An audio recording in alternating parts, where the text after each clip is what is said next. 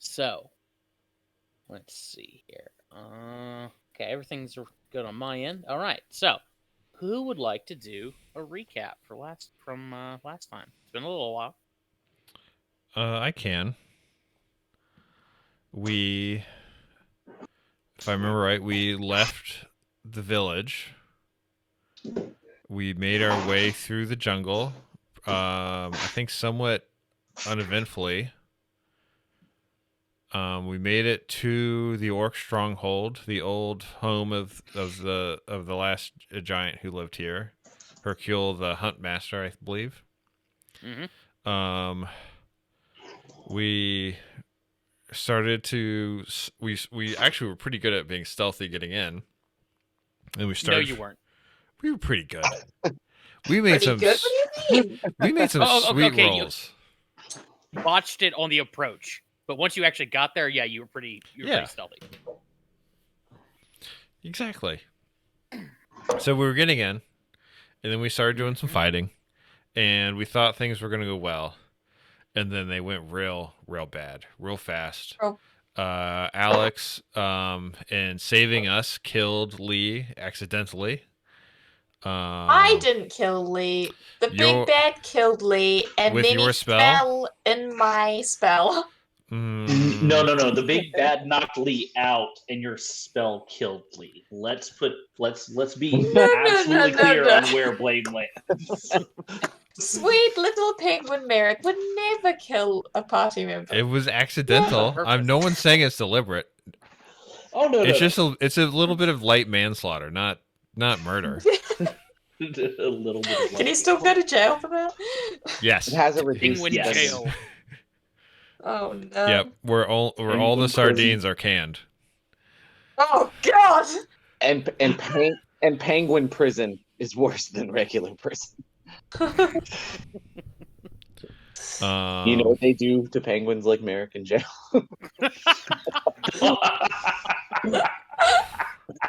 But thankfully, due to Merrick's spell that did kill Lee, we were managed to escape the half giant, half orc bastard who was also a were dinosaur, if I remember right. That is correct. Mm-hmm. Were triceratops. That's right, a were-tops. A were-ceratops. There you go, a were-ceratops. A triceratops. A triceratops, whatever. No, that's Grom, isn't it? Is that his name? Yeah, Grom. Yeah. We managed to escape, and we did get. Oh God, what's your name? I've already forgotten now that you're dead. Dorian. We managed to get Dorian's body. Rude. Yes, this big beefy abomination. Jesus. Well, he's already got tusks there. They just have to grow a little bigger. It makes sense that he's a were triceratops. How did we not see this previously? How did we not see it coming? He's a big hunk of an abomination. Okay. Very good. So, I like that you added my murder to his. It is good. You killed Dorian. Just be glad that you have character handouts now. Here's one for Lucky. Oh. Hi, Lucky. Here's Nip. Nip. Tuck. And Wizen. There you go. Oh my god, his face. All right, so with that out of the way, so actually are going to map, and yeah, the surviving members of the party riding on the backs of various Allosauruses, being escorted by Nip, Tuck, and Lucky. I forgot the Allosauruses came to our rescue. Yeah. Nip, Tuck, and Lucky went out and, like, you guys left them sort of behind at the edge. They went into the jungle and recovered or ran into the Allosaurs that were out there and brought them back for support, and they helped you escape, but slash gave you some cover, took out a few orcs in the process. But you guys are on your way out of Dodge. Didn't we kill that tool that we first ran into at the dinosaur trap? You did not actually. Did the Yeah, he dinosaurs got kill them? away. Huh? Yeah, you ran into him again, but you did not manage to kill that guy. Damn. Torka? Is that his name? Torka. Yeah. I'm sorry. No. Torga. There we go. Yeah. Coward loved again. But yeah. So, where you guys start? I assume, unless anybody has a better idea, start heading back to the Thanaton village. Yeah, we gotta make sure we don't accidentally lead the orcs back to the village. Good point. Would you like to hop off your dinosaur mounts? It sounds like a trap. We probably should though, Mm. so it's less like we're harder to track. Yeah, and I mean they're probably pretty good at tracking the Allosauruses if they hunt them regularly as well. Yeah. But we should. I Um, think we should ditch them south of the swamp. Okay. If you want to move that cursor, Sure. big guy.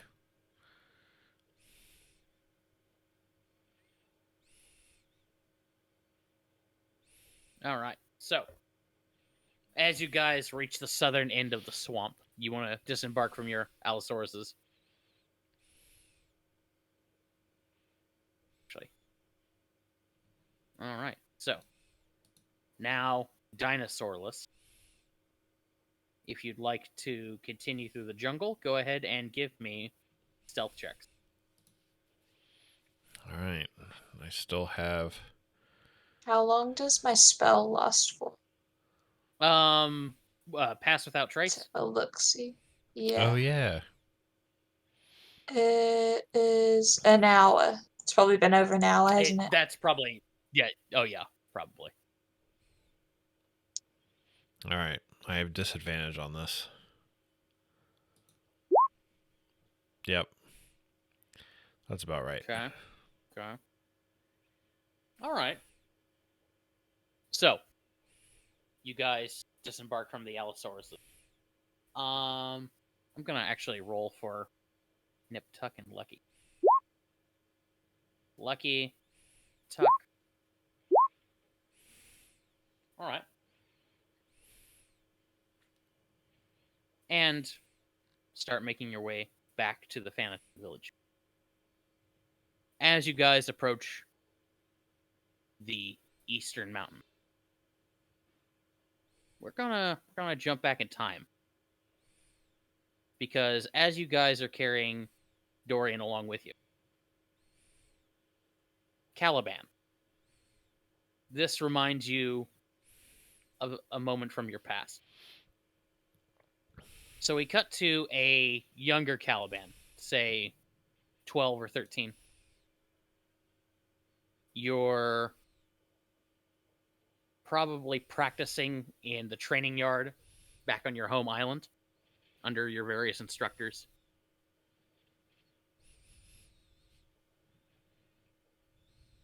What would you say is Caliban's sort of best weapon he'd be, or what weapon is Caliban exceptionally good at this age? Wait, how old did you say? Let's say 13. 13.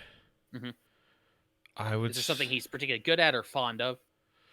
I would say at that age I was best with the spear. Okay, cool. So yeah, you're going through your spear routines. Your instructor nodding, giving you a few pointers, but in general, he's just very proud and complimentary of your technique.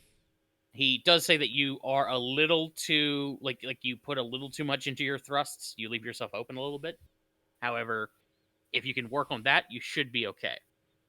And right about that point, there is a commotion from the front gate, and come and a storm of people come bursting through. Several of them are like you could see most of them are wearing some sort of military garb, and they are rushing, carrying something between them. It looks to be like a litter, but no, actually, what it is, it appears to be some sort of cot. You can see your mother is laying on it, bleeding profusely. It's a stretcher, actually. Sorry, not a cot. But bleeding profusely from a abdominal wound where there is a noticeable spine, probably about 2 feet long, sort of wedged into her abdomen. Mama, and And they are rushing into the compound, trying to get her to a medical facility. I drop the spear and run after. Okay. So as you come running up, what do you do? What do you say? Is my father there? Yes, we'll say so. Father, what happened? What's wrong with Mama? Looks down at you. Sea monster attack. Had enormous. She charged at it head on. Got one of these for her trouble. One of the officers sort of shoves you away. Get back, boy. Get back. We have to get her to the doctor immediately. They charge past you and into the medical facility within your compound. They disappear behind a solid oaken door. And at first, there's just sort of commotion you remember hearing from the other side, followed by loud screaming. And after that, just a lot of silence. And you remember sitting there out front of that door, waiting for what seemed an eternity. Do you do anything in particular during that time?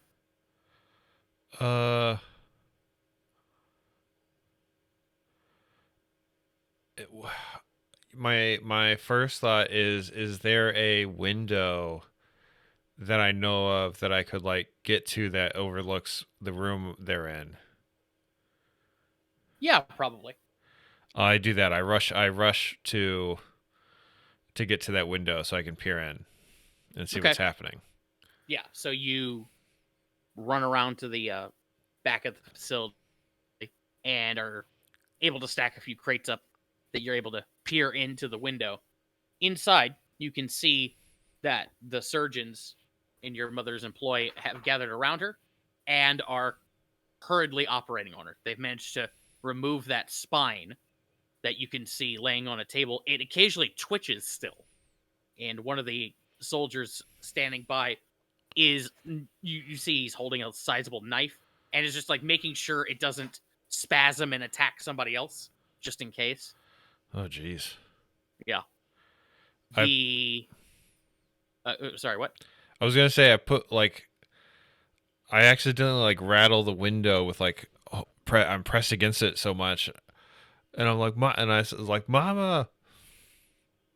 Okay. When you do that, one of the surgeons who is working on her almost slips.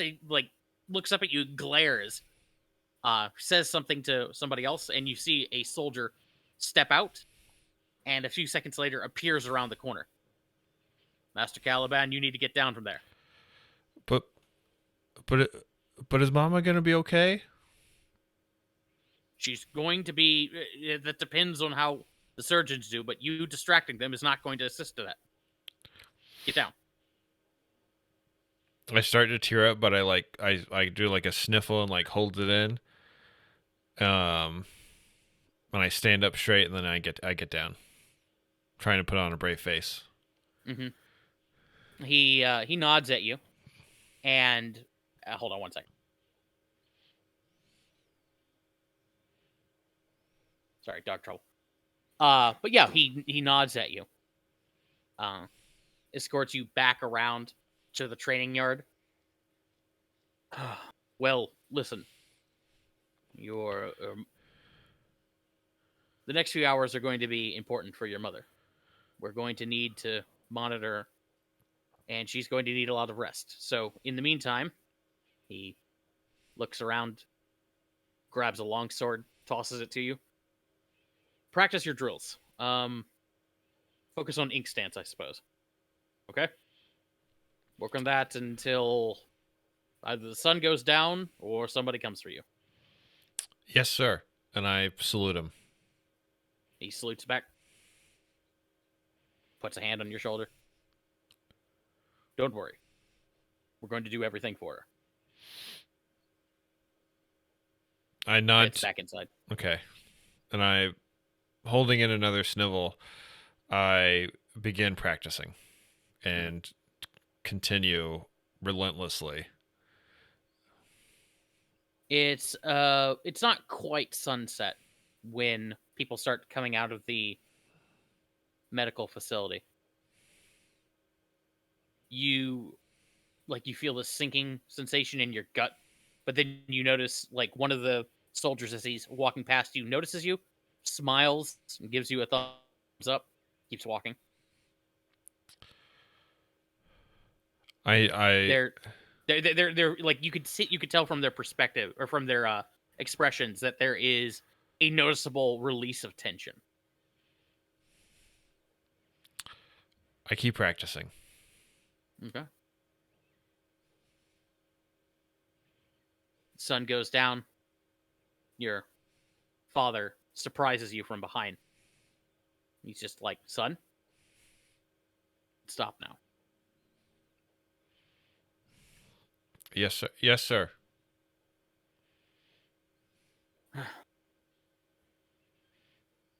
Your mother's up. She's not really coherent, but if you'd like to go see her, I can escort you. If it won't hurt her, yeah. He looks down at your hands. How tired would you say Caliban is at this point? Oh, exhausted. I imagine he's been going nonstop. Probably like I'm sure he sweated every ounce of moisture out of his body. Mm-hmm. He looks down at your battered body, your probably bleeding hands at some point, and nods. Let's get you some rest, and we'll see her in the morning. How about that? Yeah, yes, sir. And I give him my best, exhausted, like doing my best to give him a proper salute, but obviously starting to show signs of starting to lag. Yeah, he notices that. You could see like the faintest hint of a smile. Come now, soldiers. That a salute? I do it again, even like sharper. All right then. Now, let's go get you cleaned up, get rested. Wouldn't want to see your mother looking like that now, would you? No, sir. Good. He walks off and and you follow dutifully. We fade back to Thanaton Village. Look, Dorian, it's you. You're all dead. Oh, Dorian. Just carrying in my arms like a baby. Mm-hmm. You guys return to the Thanaton Village. As they see you, they all come running out, yipping happily, cheering, and then they notice the sort of defeated expressions on all your faces. They notice Dorian. The cheering stopped.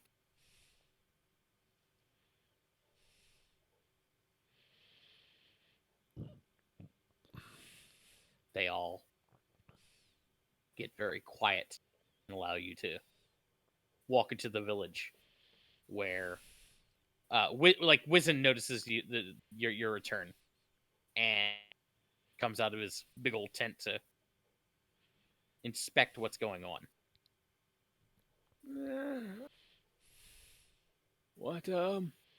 What seems to have transpired Is something afflicting Master Dorian? He points over at Dorian.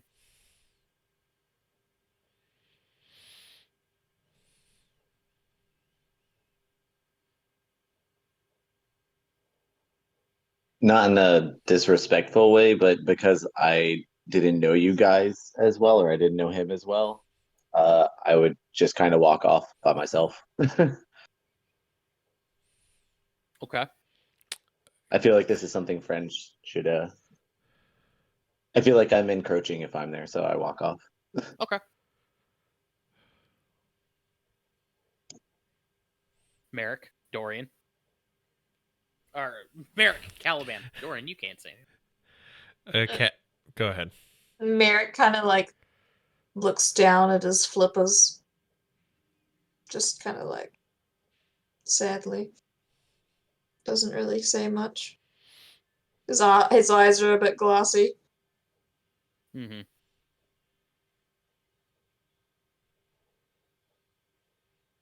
You see a troubled expression comes over Wizen's face. And Nip quietly chimes in. Grom. Wizen nods. Another life lost too soon. Too soon.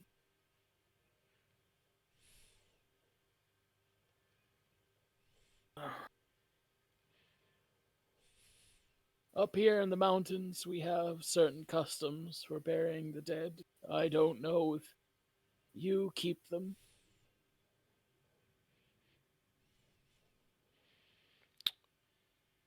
What are your customs, Elder? Usually, we leave the body off on the ledge by the stone for one day.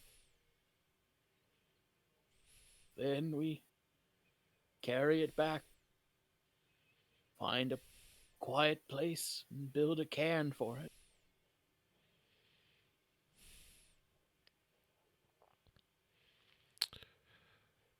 Caliban looks up to Merrick and is like, sounds as good a tradition as any. What do you think, Merrick?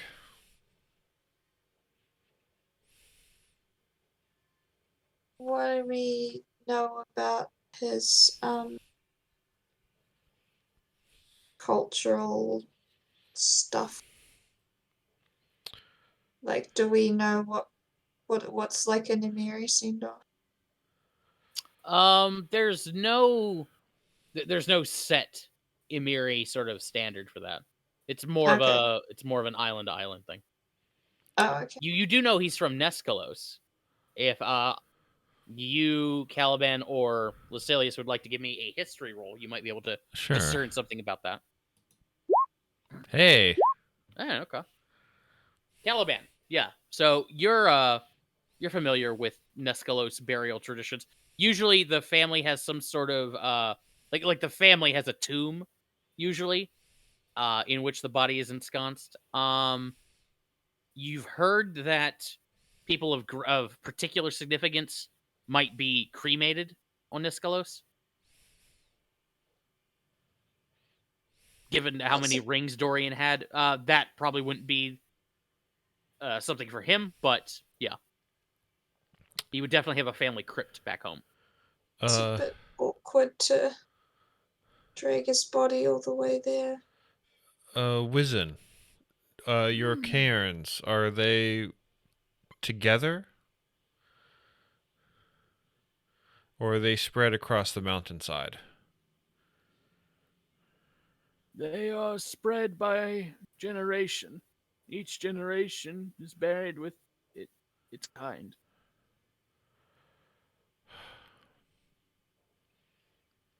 I think a cairn. I think it would be. I think it would be befitting.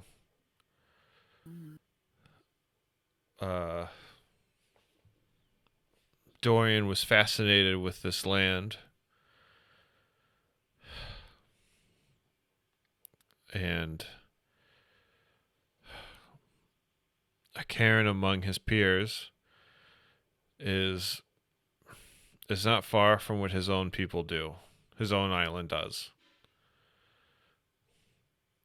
And Caliban gets up just as I imagine this time Caliban's been kind of like kneeling, still holding onto holding Dorian.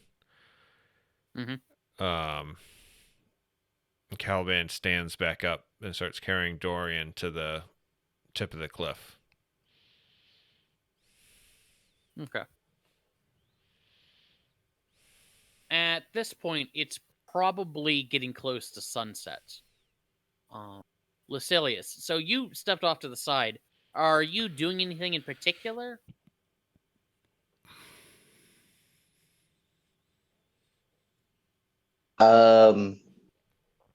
Not really. More like replaying everything, thinking like ways that we could have, how that could have been differently, just stuff like that. Things that like a warrior would do after a battle, Mhm. figuring out what went wrong and how it could have been fixed.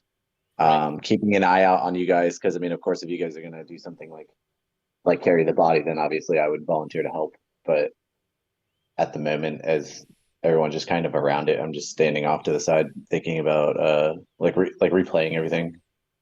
Right. Lucilius, as you sit off to the side, replaying things in your head, your memory can't help but drift back. We're gonna flash back to a couple of years ago. Lucilius, you remember being part of an expedition to the surface. We see a young drow woman in flowing silken robes, little bit of jewelry on her fingers, being escorted by a younger Lucilius, a young drow man, and a young drow woman. All three of them are carrying weapons. So we'll just go with priestess, princess, emissary, whatever you want to call it. Lucilius, you would know her as a smoke seer. She's not carrying anything like that. She never did. She hasn't been trained in weapons. But that's okay. That's what you're there for. That's what the three of you are there for.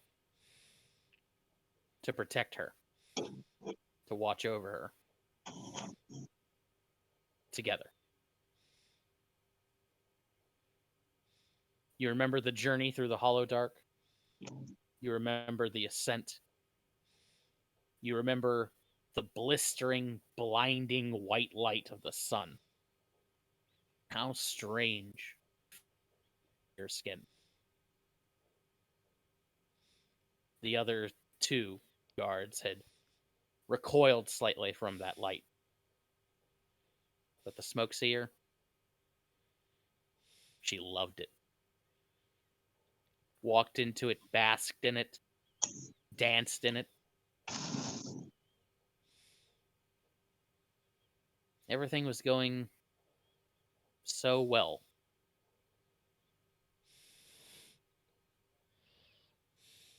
And then the shaking. That horrendous earth shaking. The sound of grinding stone.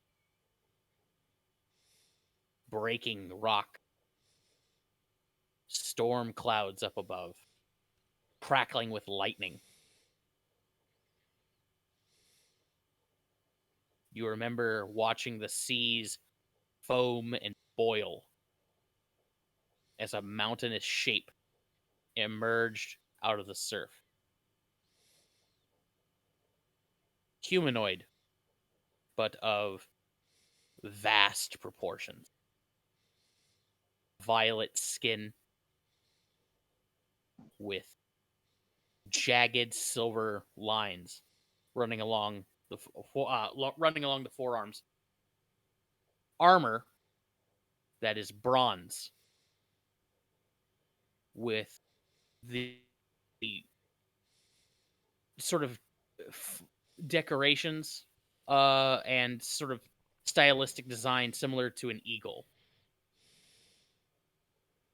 and wielding a massive hammer. You remember lifting that hammer up and bringing it down on something that was in the earth, moving, shaking. The clatter of that hammer, that smash, was deafening. And then, in a storm of dust and rubble, lightning, that giant, whatever it struck, began to battle. You don't remember when you lost sight of the smoke sphere.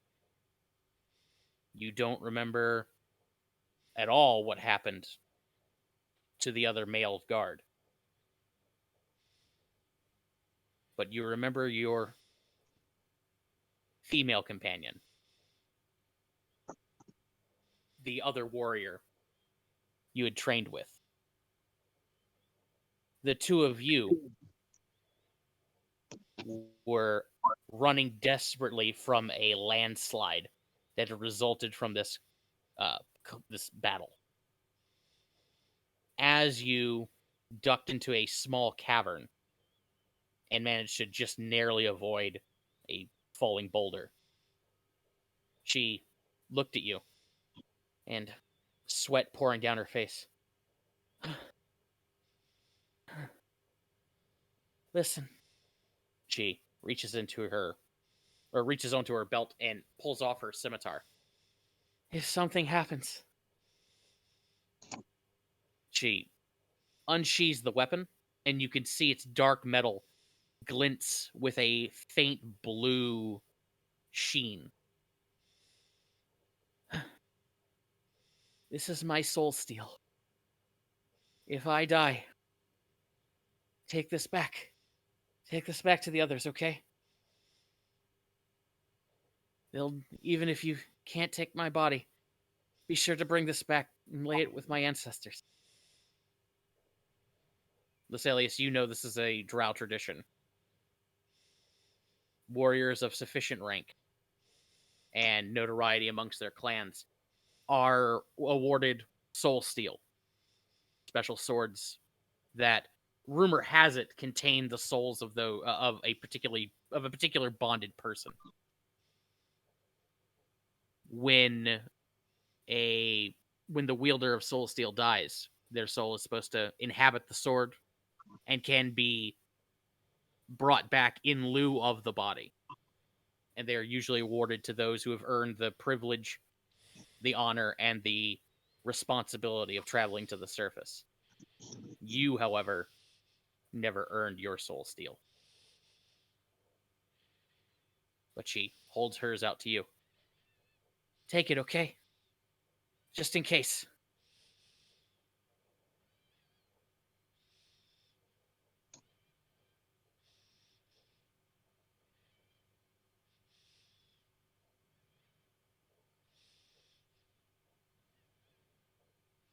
You there, Jay?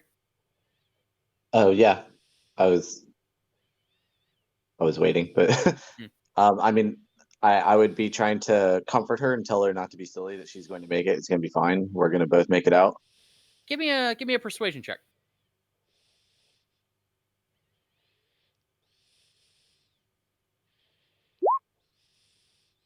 13. Okay. She looks at you with a smile. You know,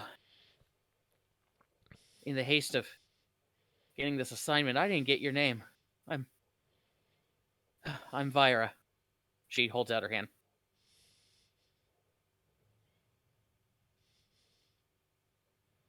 I I push the scimitar kind of back to her as I grab her other hand to shake it and introduce myself as well, telling her, reinforcing that we're gonna make it out. We can introduce ourselves when we get to safety. It's fine.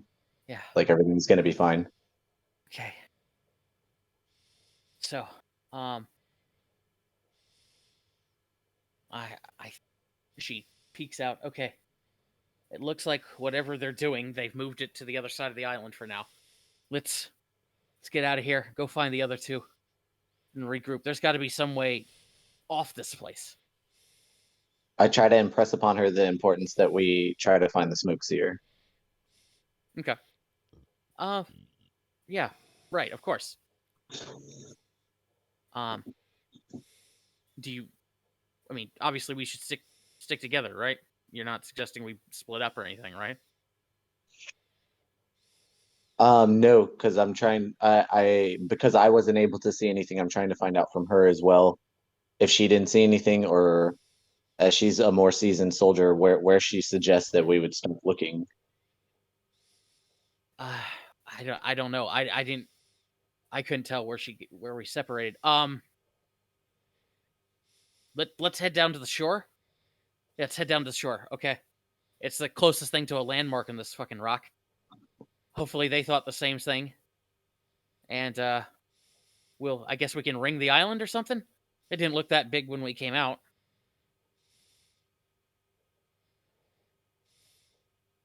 Okay, so hesitantly, I'm going to. I agree. Um, maybe they've made it there too, but we can only wait so long before we need to come back and look if she doesn't show up.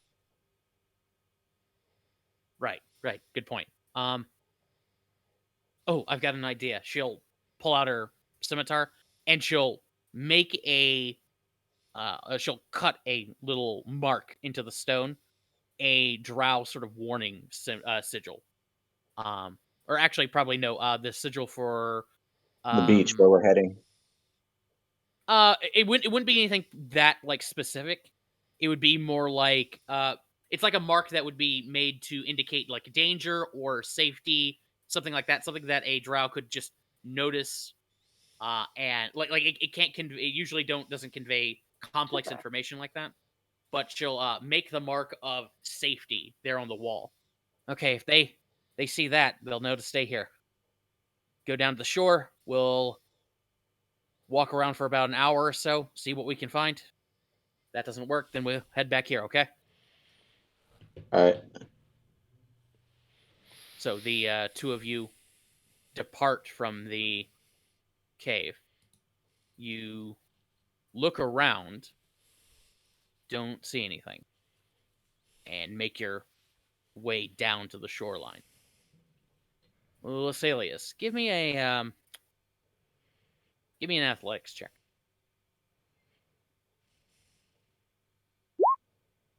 19. Okay, yeah. The two of you bound down these rocks with expert footmanship. And as you get down to the rocky shoreline, the sea around you is still wild and tempest tossed. The wind is blowing.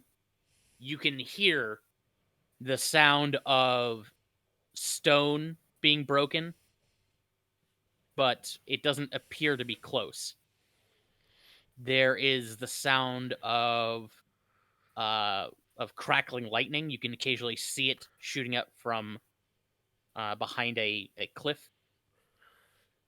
But as you two stand there looking around, you see anything, and you don't see any sign of your compatriots.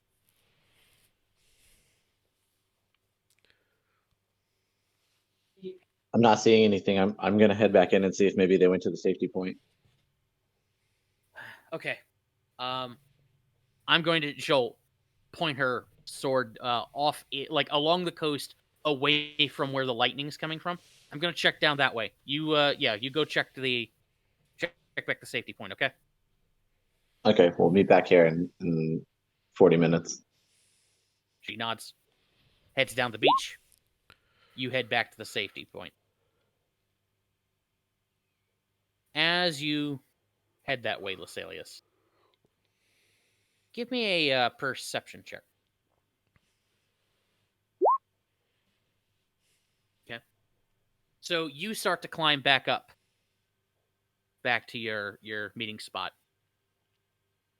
when suddenly you can see out of the corner of your eye a shadow dart out of a little like cleft in the rock and start bounding across the stone towards you. It's that third guard. He comes running up to you. You can see he's bleeding from the side of his head, and he's holding his side. Found the two of you. Any sign of this? Ugh. He sits back down. Any sign of the speaker, the seer? Not yet. That's what I was coming to find. Are you able to make it down this cliff? I think so. Okay, What? well, right over there, and I kind of point towards the beach of where we just were. Head to that direction. The other guard is on her way back there. Okay, I'll look for the seer. we'll do. We'll do. Guy gets up and starts heading that way. Lasalius, you get back to the safety point. Look around. No indication that anybody's been here. Am I able to figure out the area he just came from? Yeah, as you're playing back the encounter, you have a rough idea of the trajectory he came from and where he probably was where he came from. Yeah. So I go to the direction he came from to see if I can't see anything. Okay. As you're making your way out of the cave, I suppose you I could follow turn. his blood as well. Yeah. The following his trail would be super easy. Unfortunately, as you just as you're coming out of that cave, you hear this thunderous, god awful roar. It gives you it is strong enough to actually shake you. You can feel it reverberating through your bones. You feel like your organs are about to rupture. It's so loud. It is distinctly bestial. And a shadow appears on the ground below you. You look up and see the hulking form of that giant falling towards you, as if being knocked back or tossed or thrown like a rag doll. You have seconds to leap back into the cave before it comes crashing down. It would have, had you stayed outside, you would have been dead, most certainly. You hear these heavy, titanic footsteps outside, grinding on the cliffside up above you. You hear snarling, hissing, and another god-awful roar, followed by the sound of something hard and sharp banging on metal. You quickly realize that whatever is happening outside is causing this cave to collapse. You, with the front way blocked, essentially. Well, you could in theory try to escape out the way you came. You're just going to be right there at ground zero of whatever is happening. Alternatively, you could run deeper into the cave and see if you could find a way out that way.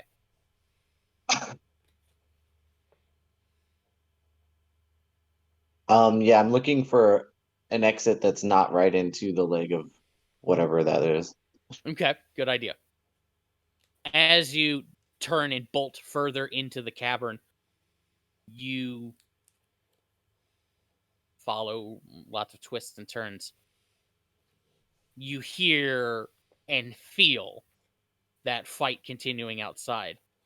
Although you get the distinct impression it's not so much a fight as it is a slaughter at this point.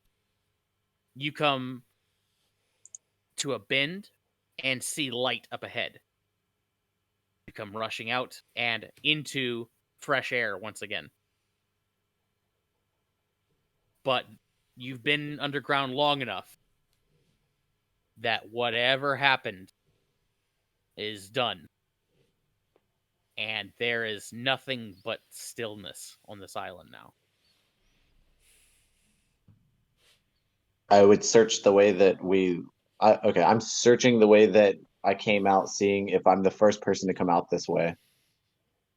Okay, roll me roll me perception.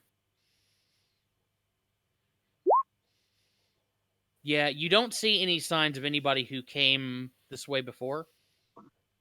Although, as you're examining around, you're not entirely sure where on the island you are, because a lot of this island's geography has been completely changed and destroyed. Hills have been crushed, gullies have been cut, and there is a sizable crater,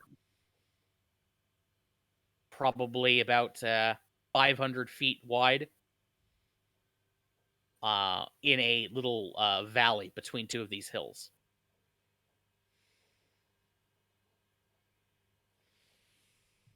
All you hear around you is the cawing of gulls, the lapping of waves.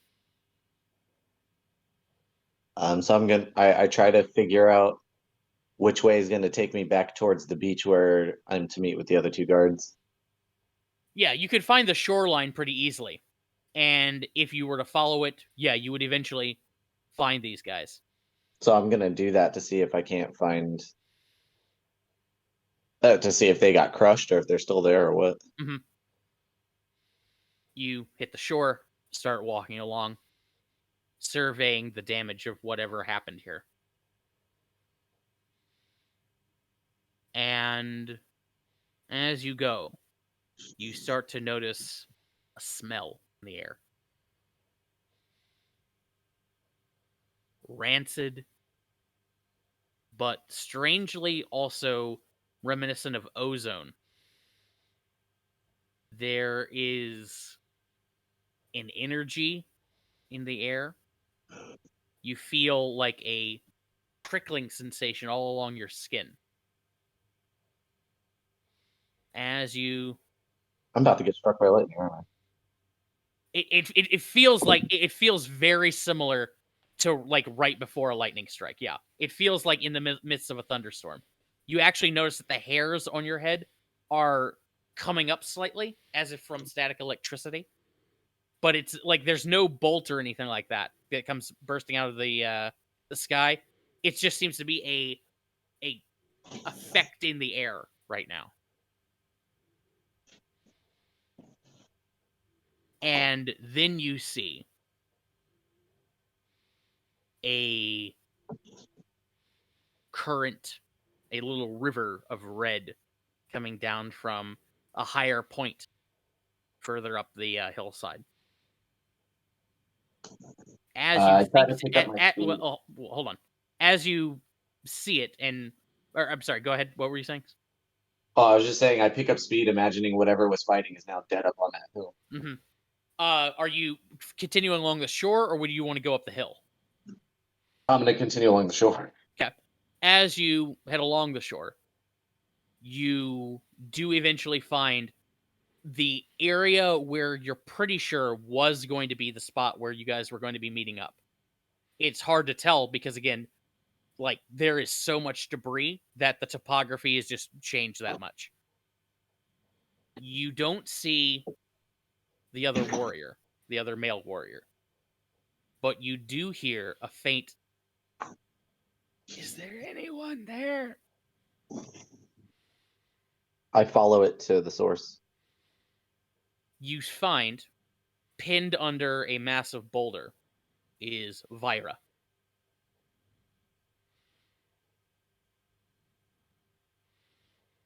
I She's can assess unfortunately that face she's down. not, She's face down and can't quite see you, but she and I can tell that you're there.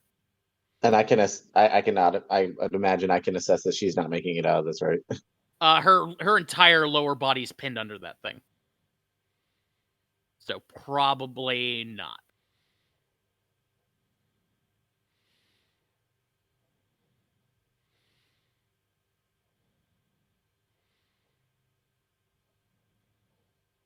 Is there anyone there? The I'm here. Salians? I'm here. It's me. I'm here. I'm gonna get you out from under this thing. You're gonna make it. It's fine.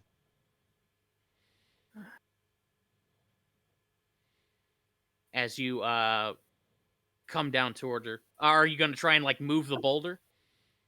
No, Okay.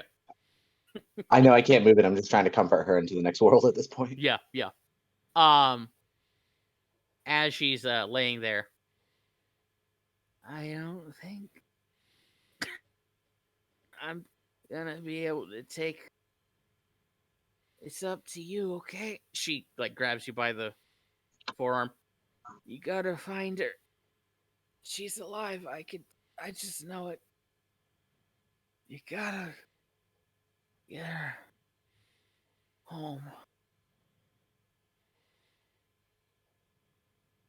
She collapses. Is that scimitar in view? Yeah, you could see it. It's wedged between two rocks right now, but it is. So I dig it out to let her know that I have it. And You dig it out, you turn around and show it to her, but she is still. well, that saves me the. I was gonna put her out of her misery, but that saves me the heartache. All right, so I'm gonna check and make sure if she is expired. Yeah. Okay, so I'm going to. You notice like not like when you check for her pulse, you feel nothing, and that scimitar in your hand feels noticeably colder. So I'm gonna pull the scimitar out, Mhm. and I'm going to, and I jut it kind of towards her to see if anything happens, not like on her, but towards her. As you do, the edge of the scimitar glitters, and her body starts to shimmer with light. And after a moment or two, you very carefully take a step back and pull the scimitar back towards you. Not quickly, in a slow, methodical way. Carefully. And as you do, you can feel there's a tension, as if there's something like connected to the scimitar that you're sort of pulling against. Slowly, you're able to bring the scimitar back, and what emerges from her body is a ghostly apparition wearing a featureless mask.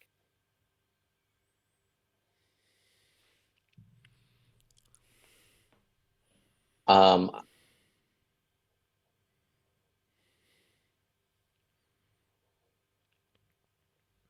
I sheathe the scimitar and then study the apparition. She stares at you for a long moment, then looks down at the corpse of Vyra, looks back at you, shrugs.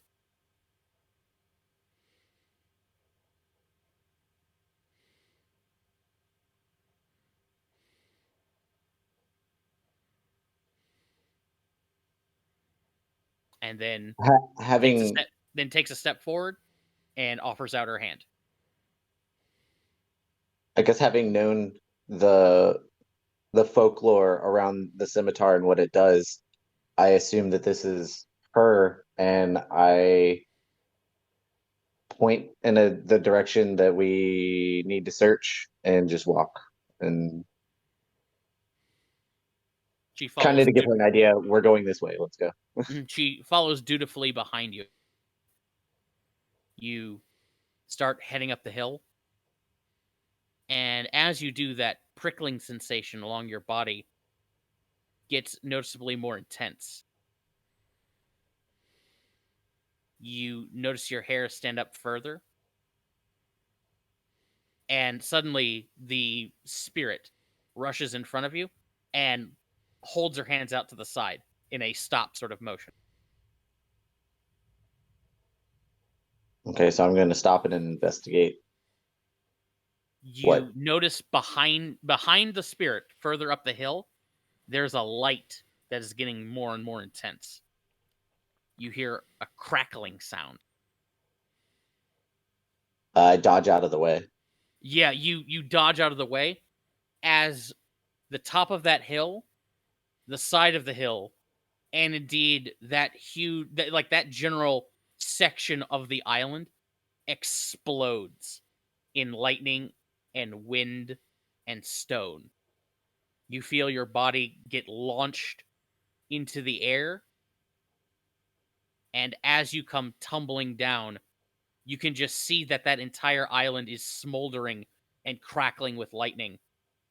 And now that you have this sort of wide view of it, there is a section of it that has been cut away as if by some sort of gigantic thing just sort of bashing its way through. And Bashing or impressions. cleaving? What? Just out of curiosity. Like bashing or clean cutting? More like ripping. Okay.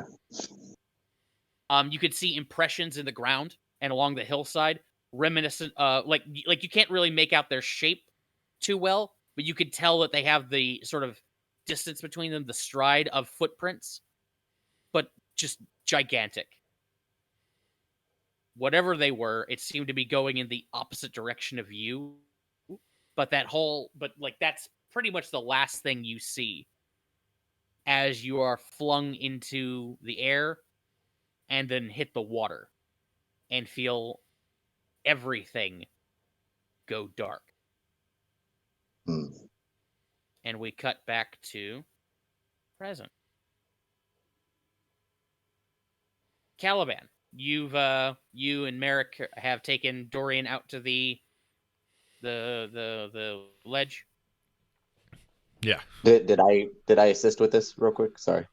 Yeah, like we'll assume that you oh, I see. Once I started picking up the body, we're in a Yeah. Once they picked up the body, you snapped out of it and rushed over there and helped. Okay. I just want to make a point that as soon as I came out of that memory, I looked at the ghost who was with me, and then yeah, with what's going on. Mhm. Okay. Okay. Let me.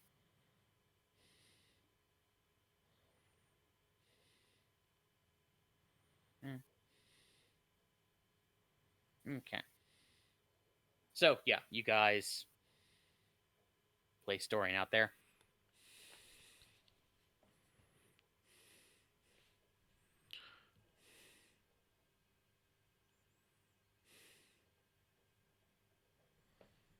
The Phanatons in the village all go about their business, or well, actually, they stop and they sort of bow their heads as you carry Dorian out there.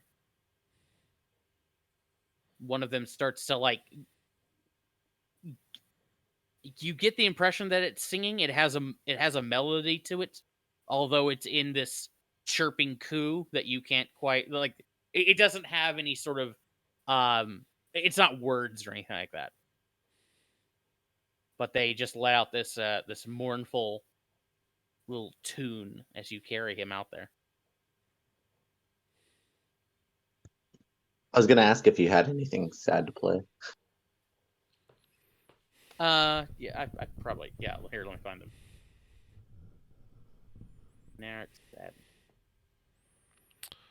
Very first saw is jazz. No, they don't sing jazz.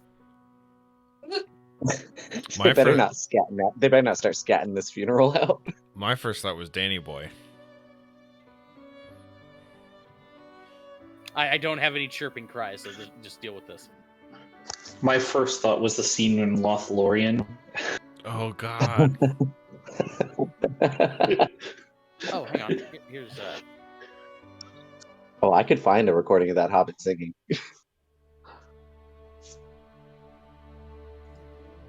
there you go. This feels appropriate. Oh yeah.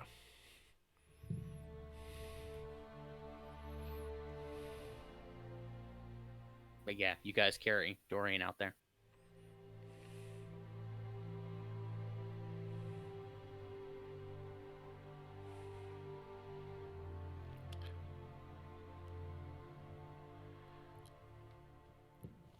I don't know. I have not heard of many scholars dying a hero's death.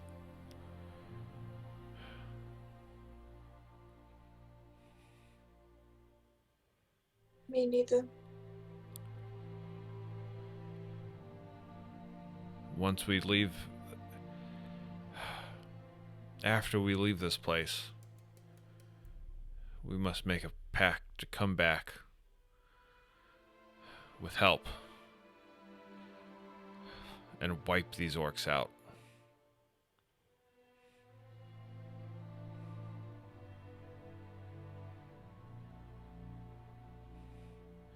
Or at least just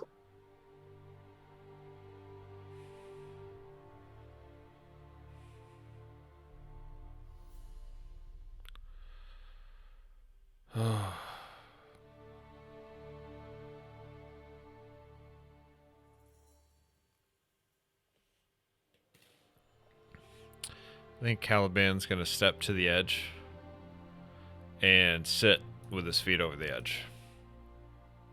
Just looking out over the landscape. Mm-hmm. What is Merrick doing? Hmm.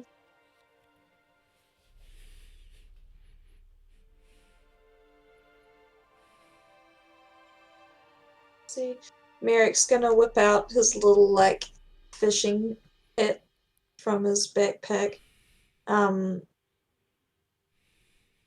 I guess like within his tribe, there's lots of different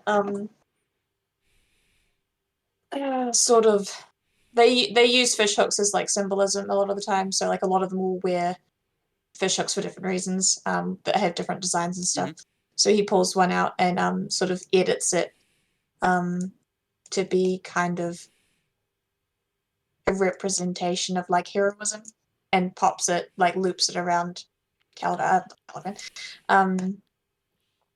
bloody Dorian's neck Okay. and just kind of sits there next to him. What does Lucilius do?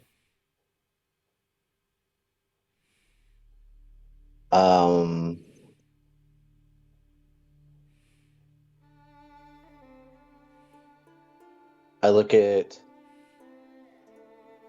my spectral companion on the other side of the cave, and I look down and I pull the scimitar out and look at from the scimitar to Dorian, back to the scimitar, back to Dorian.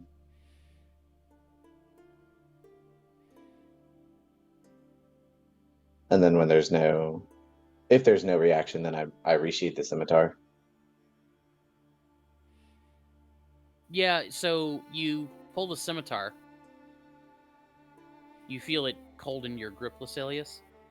And you look down at Dorian. The thought crosses your mind that perhaps, maybe it could do something. And there is a reaction, but you don't think it's it's because of the scimitar. Because you were awake the other night when you saw Dorian out here messing with the stone. So you know something weird kind of happened with him. Mm-hmm. And as you're looking at Dorian now, something on his back is glowing.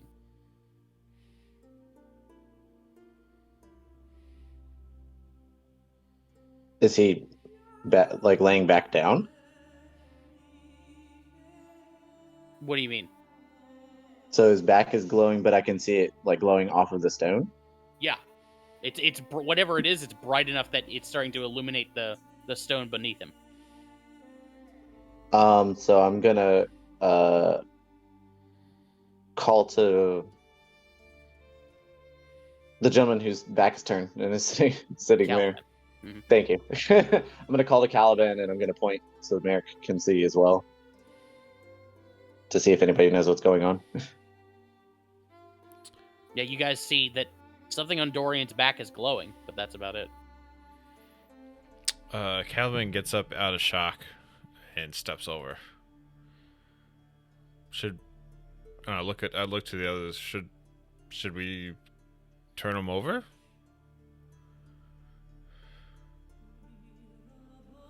I'm sure he won't mind.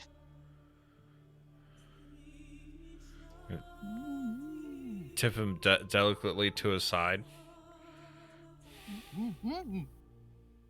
You tip him over to the side, and yeah, you can see that beneath his tunic, that there is something glowing on his back. There's several spots.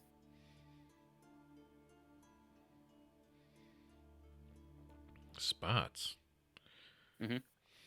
Several glowing circles on his back. Do we know what they are? e-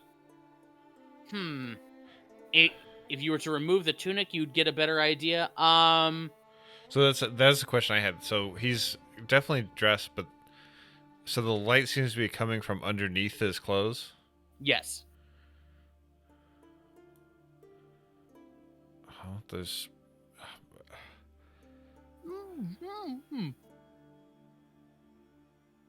Merrick pulls out a knife and says, "No homo, man, no homo," and slits the back of his tunic. What did you just say? No homo. That's hilarious. When you do, you can see that on Dorian's back there is a symbol there of consisting of several points of light in a particular configuration connected by lines of energy. Not dissimilar to a star map. Do we know what constellation that looks like? Yes, check or something? Yes, it is the symbol of the tower. Is that correctly? Or hang on, it's the Okay. Lantern. I got kicked Lantern. out. Thank My you. bad. Sorry. Yeah, it's the constellation of the Lantern. Let's see if I can. So in terms of like, I guess understanding what this is, like, yeah, sure, it's a constellation of a lantern on his back that's glowing. Do we know why that might happen? Yeah, so now that you could see him and see this mark, the three of you know you've been around enough that you know, or you've heard stories of weirds, people who are said to be touched by the magic of the stars themselves, who are said to possess bizarre glyphs upon their body, and who can who exhibit strange supernatural. They are generally considered quite taboo.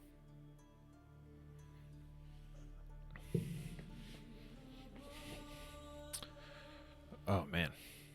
In terms of like what the constellations are doing at the minute, are we able to see the lantern at this time? Like when the sun goes down? The sun is down, and when you look up, you do not, or like you could see the lantern on the horizon. Directly above you would be a different constellation. That would be the Harvest.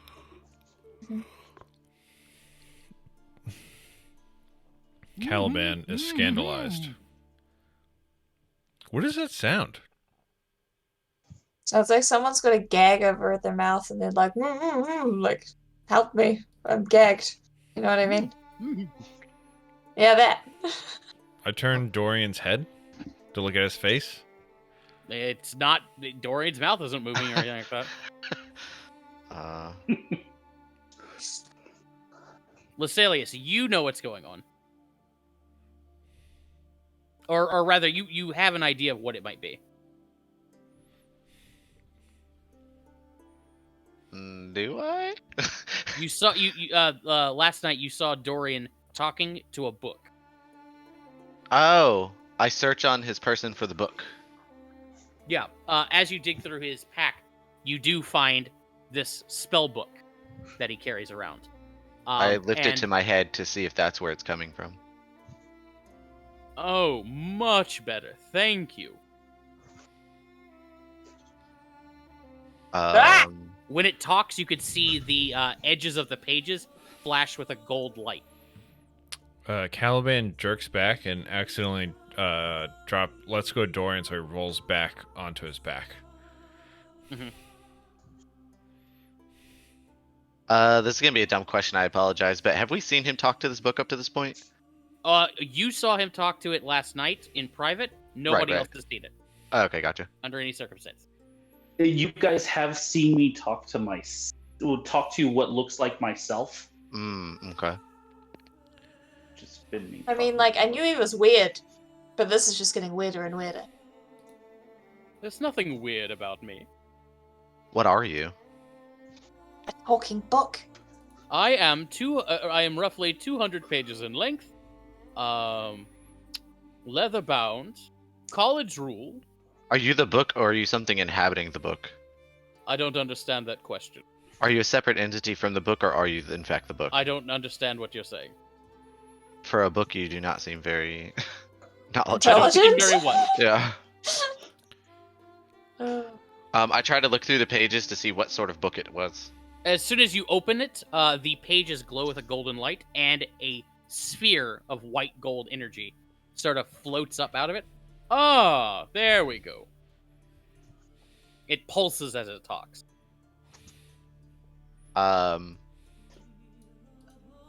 Literally as soon as it started glowing and the circle was coming out of it, out of random self-preservation, I actually tossed the book to Merrick. Merrick's holding the book, like, flippers kind of shaking a little bit, like, oh god. See here, don't manhandle me.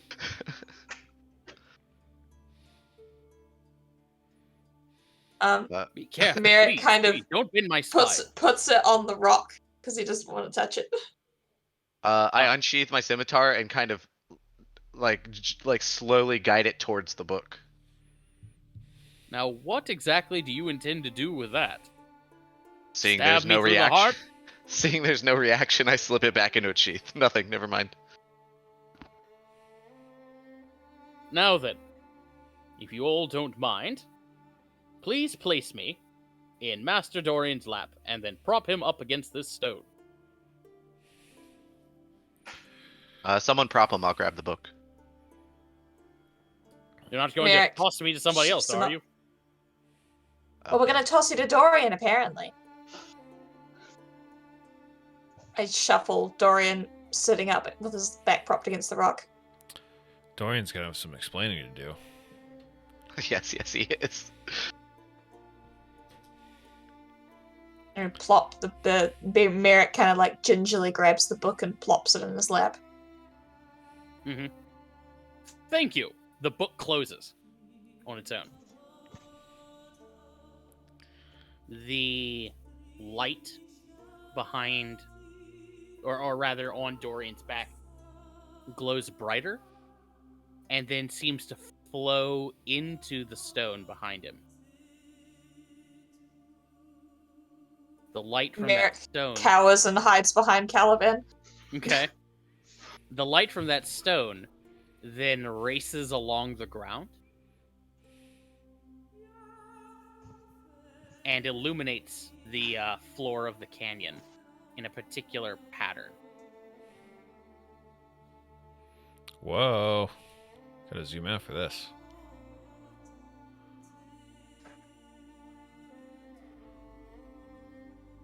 Dorian, Yes. how did you and Alistair first meet?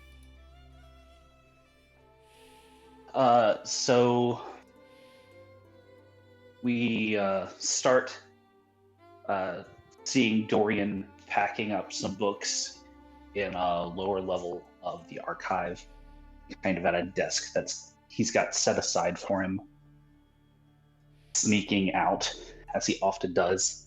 It's not very difficult. Windows pretty large, whatnot.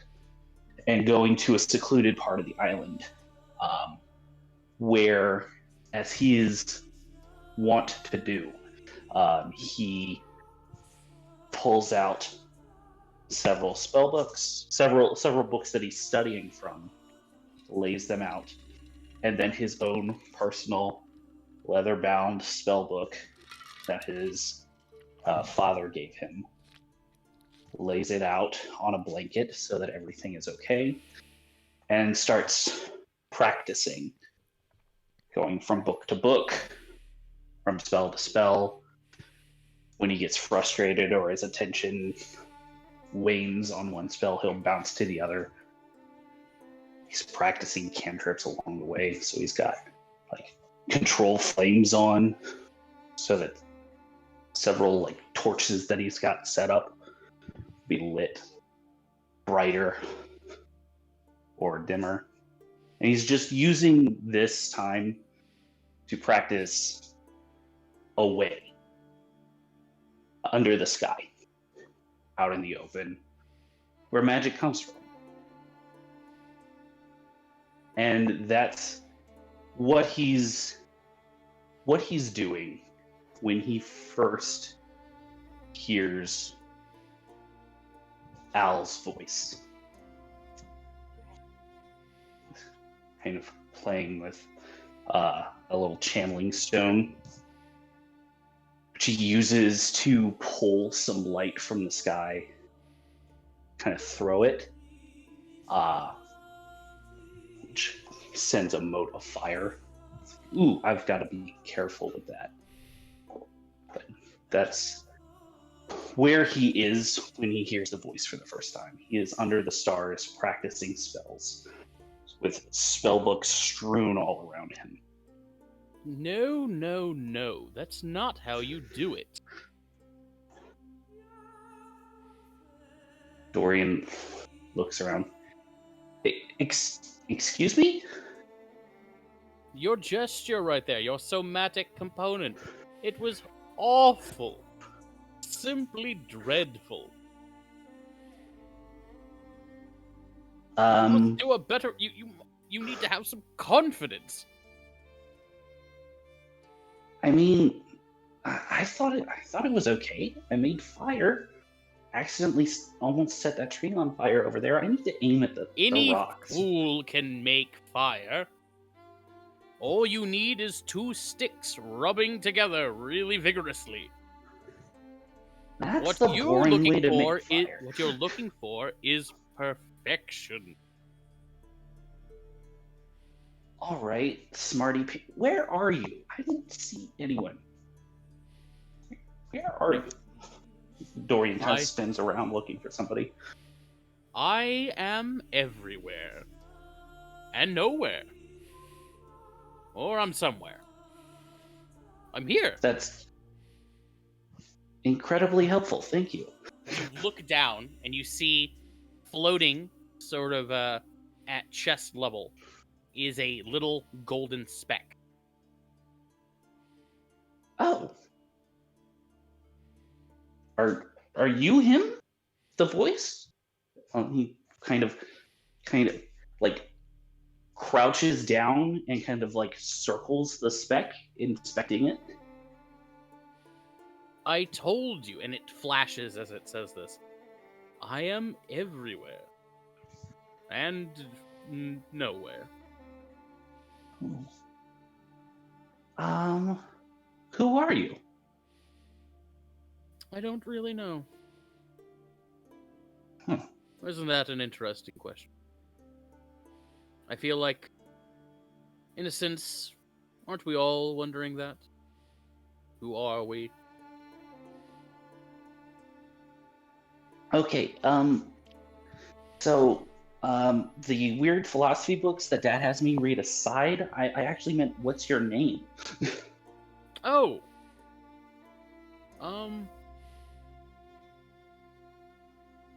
Alistair. Alistair? Huh. Alistair. Well, Okay. I'm pretty Well, sure nice. that's my name. Sure. You're pretty sure? Indeed. Like you don't know? Hmm.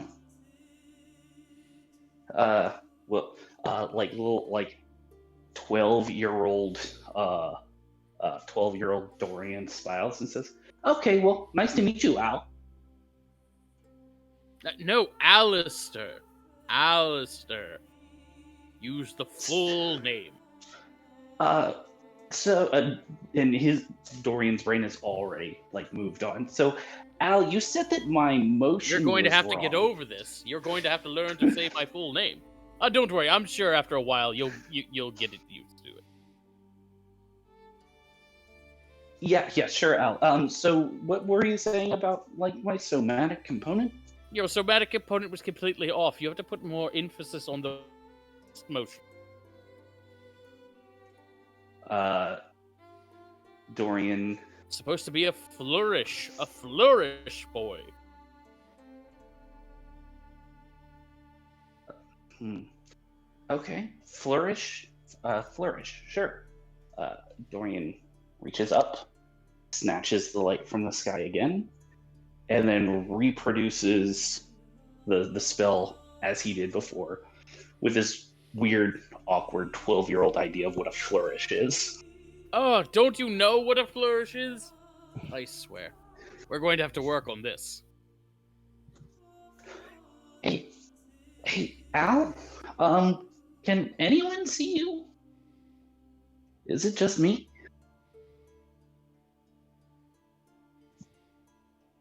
Al? I don't know. How do you not know? Fair, you're the first person I've talked to. Huh. What about before you talked to me? Well, I saw a lot of people, but I get the impression they didn't really see me. Huh. What kind of people? Oh, every kind. Hmm. Oh, that's cool. So, The temperature of it has nothing to do with it.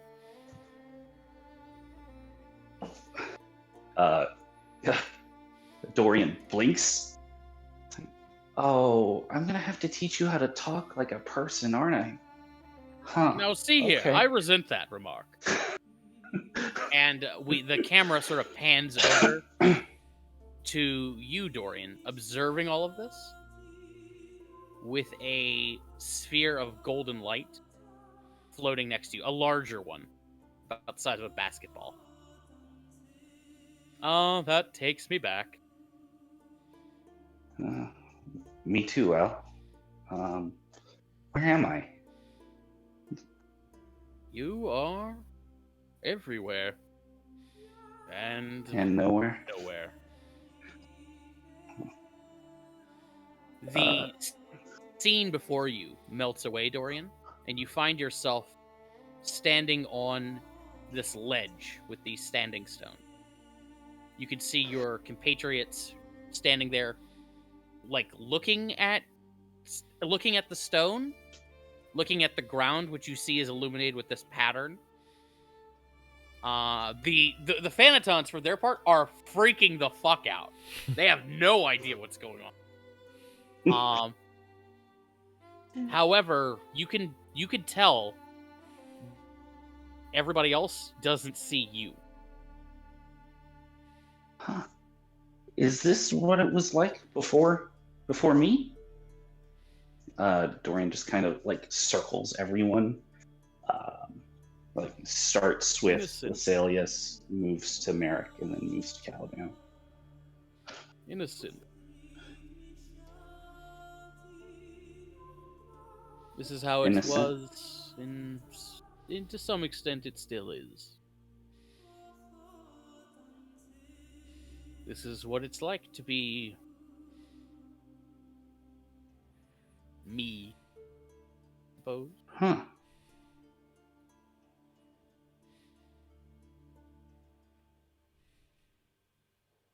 So, that sounds interesting, but lonely.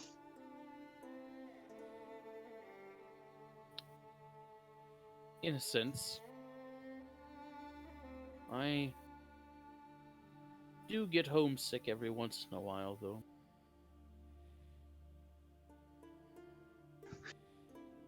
Homesick? Indeed. The ball takes the shape of a face, Al's face, Mhm. and looks up towards the sky, where you can see the constellation of the harvest at in full ascension.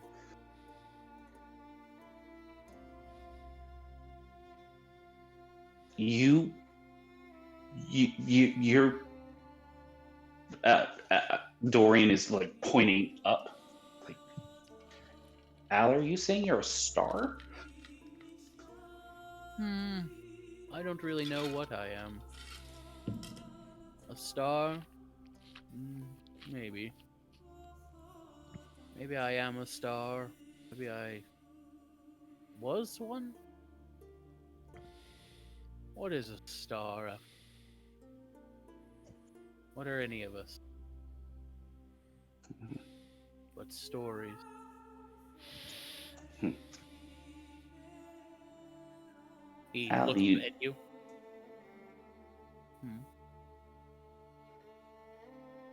You know, it kind of weaks me out sometimes when you wax philosophical.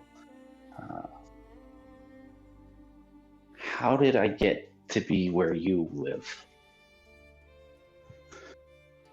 Why am I?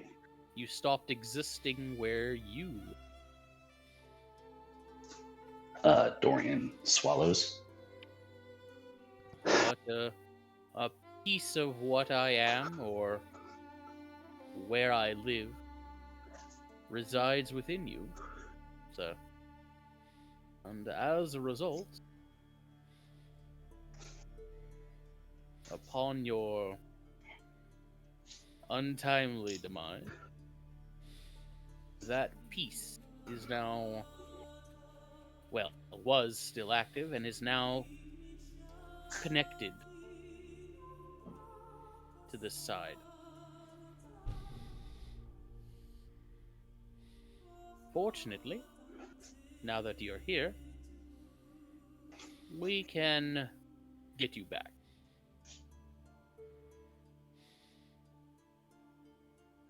Dorian blinks. Like, wait. So you're telling me I'm going to die and I'm going to journey back to the. Okay. Oh no, One. you are quite dead, sir. What?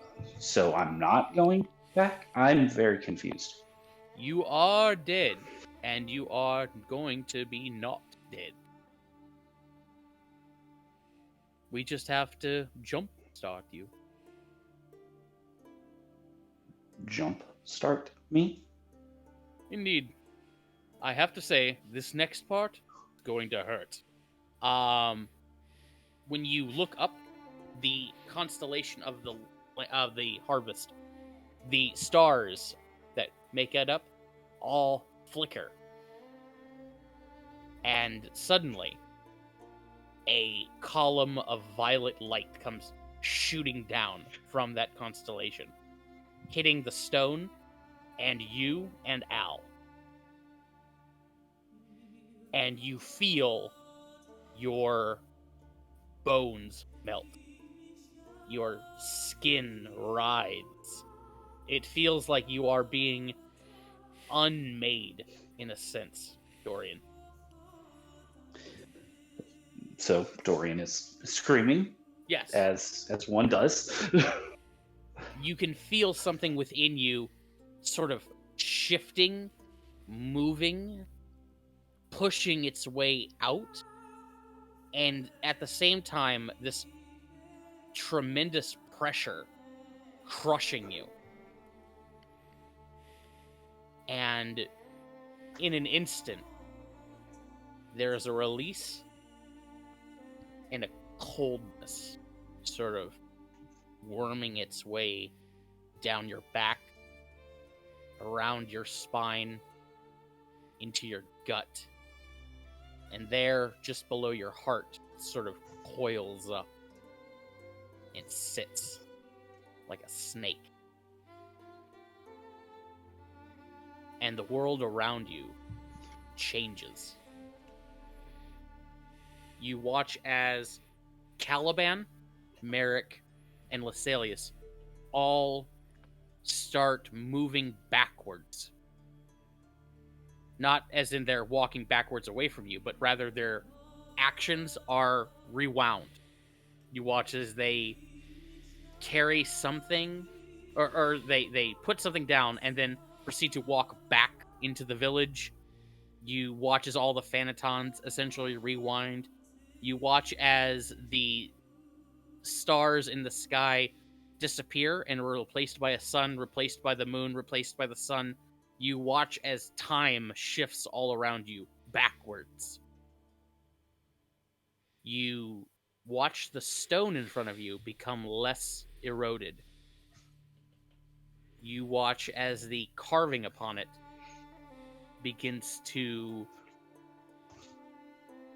dim and disappear until it's just a stone. And then you watch as it becomes slowly not even a stone.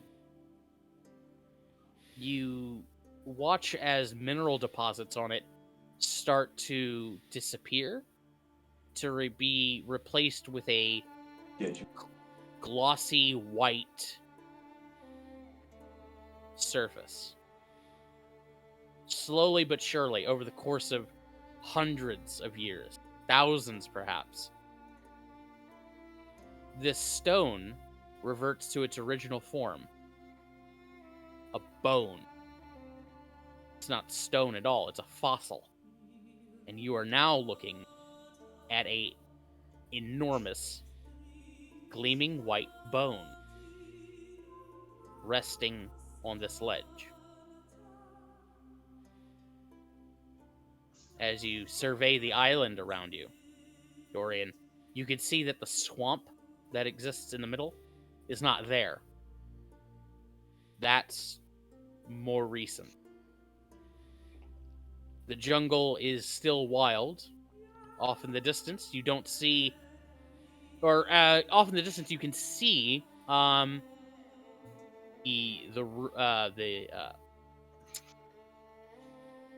temple of the old god. So swamp is more recent than him. You look around. What was that?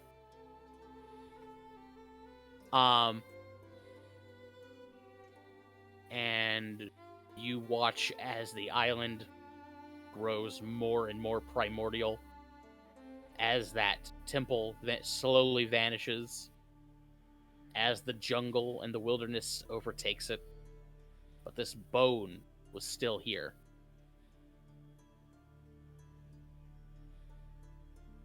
Until you find yourself in just a primitive, wild, desolate jungle of an island. You can see more bones have essentially grown out of this ground, now probably long eroded or crumbled or to dust or taken. But there was once more of these here. A skeleton, perhaps. They react to magic, that's for sure. And they are big. Dore, the only thing that this bone could possibly belong to is either a very big sea monster or a god. Nothing else gets this big.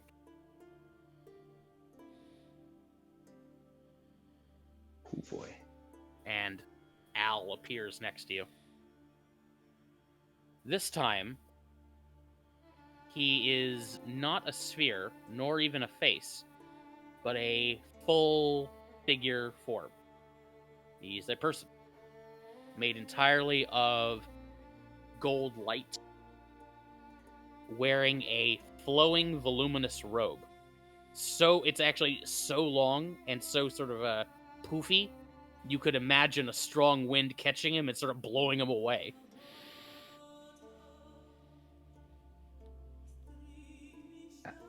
He has a sharp, angular feature to his face, and his eyes are distinctly not human.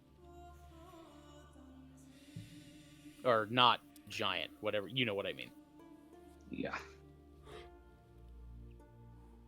Distinctly not giant. How? They resemble something that'd be more appropriate on a cat or a reptile. Huh. Merrick kind of peeks his head round from Caliban and says, I don't know if this is better or worse. You guys, again, don't see this. Sorry. Oh, Yeah. never mind. I mean, right now, you guys are watching this constellation map appear on the ground. The Phanatons are like panicking and trying to get off the ground. They're not sure if the ground is cursed now or what. The last thing the only thing that's happening with Dorian is like he's just still glowing with the same light of as the star map. I'm going to step forward to get a better look at what's going on the ground. Mm-hmm. So, Caliban, when you step forward, you see these points of light in the ground that are like burning purplish light. And they are connected by thin little beams of energy. When you look up in the sky, they correlate with the symbol of the lantern. Or not, the harvest, sorry.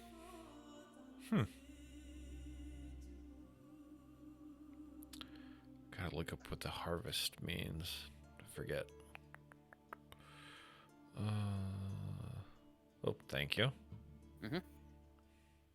Symbol of death and birth, of endings and new beginnings. The harvest is the constellation of the cyclical nature of life. Those born under this sign are said to be reflective and introspective, possessing a strong sense of nostalgia, as well as occasional melancholy. The harvest is associated with the magic of necromancy.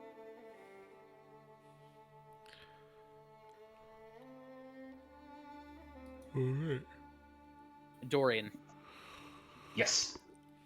Al just stands there. Feeling better, sir? Al, you have a. Dorian just kind of like gestures up and down at his body. He looks down. You have one too. Yeah, but I don't see it as such a big deal. You usually don't, though. This falls under the category that one would call new information. Well, to be fair, you've never bought me a single outfit. So of course I go around naked. Could get me a slipcase or something. I mean, technically, I got you a slipcase before we got on the boat so that you would not get waterlogged. So you do have one. A poncho, if of anything.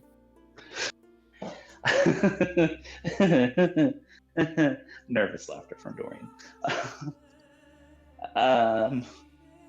So this is how you. Do you normally feel like you have a body? Oh, I don't have a body anymore. How old are you, Al? That's rude. I didn't mean to phrase it that way, but you don't have a body anymore. I feel like it's still a legitimate question. All the questions. Master Dorian, I am at once infinitesimally old. And you could say I was born yesterday.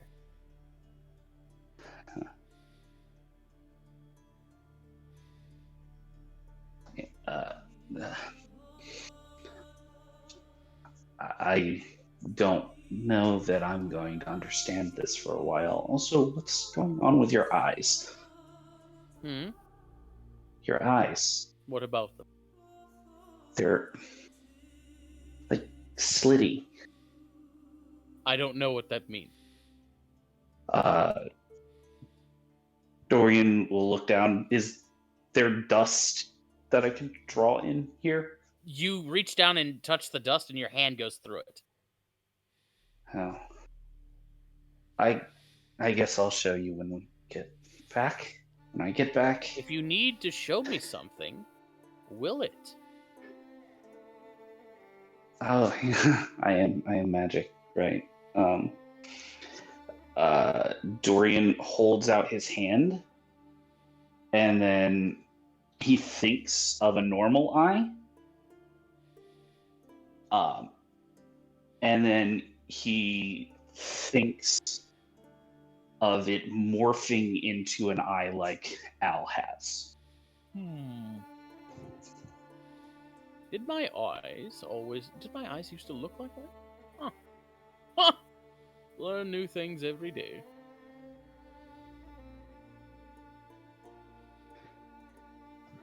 Huh. What just happened to me? Ooh, you have been, rewritten, sir. Rewritten? In a sense. A piece of you was taken. It is returned to from whence it came.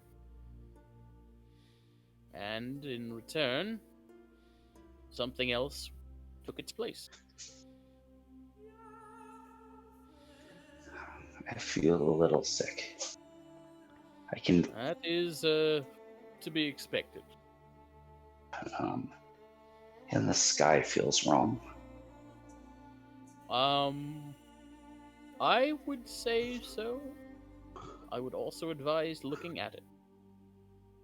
Or I would also advise not looking.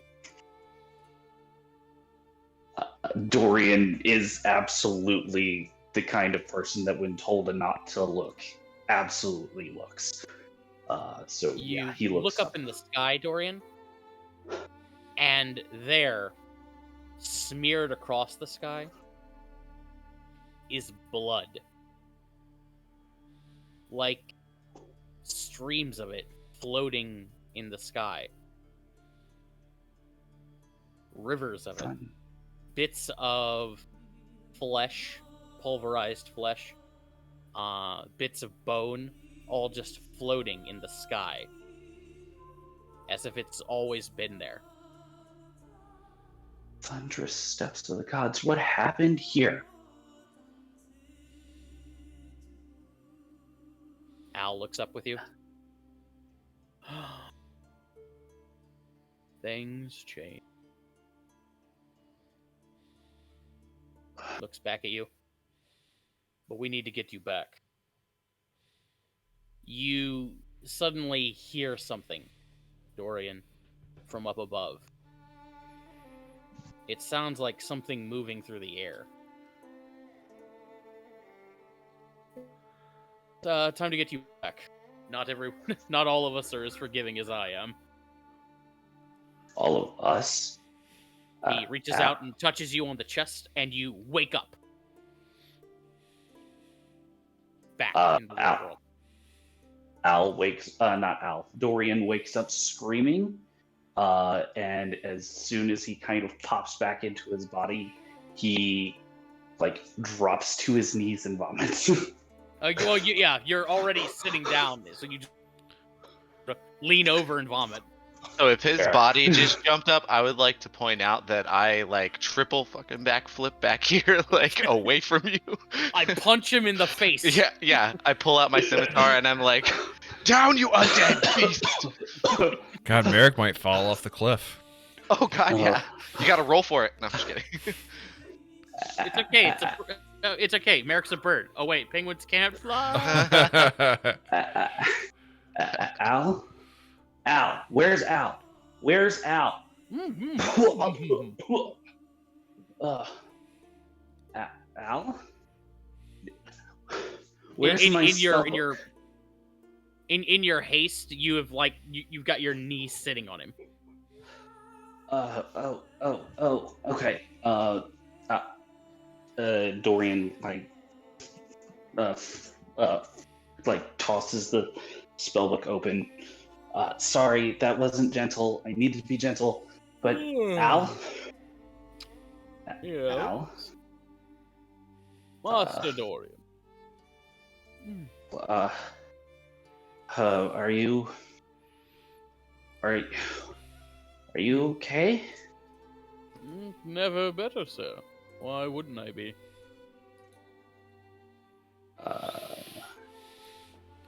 Do you remember what happened?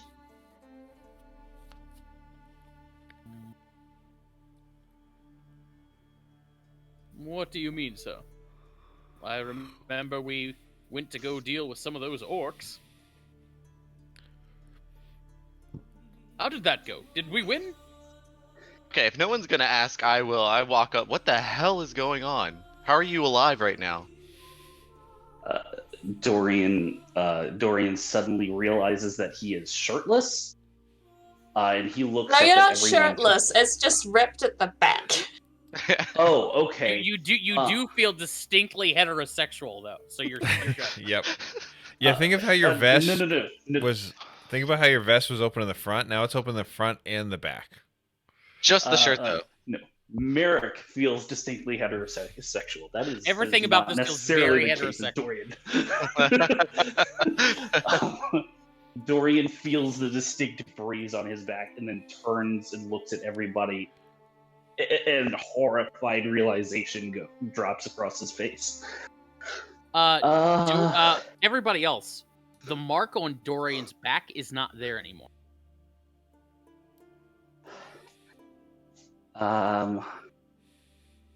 That's weird.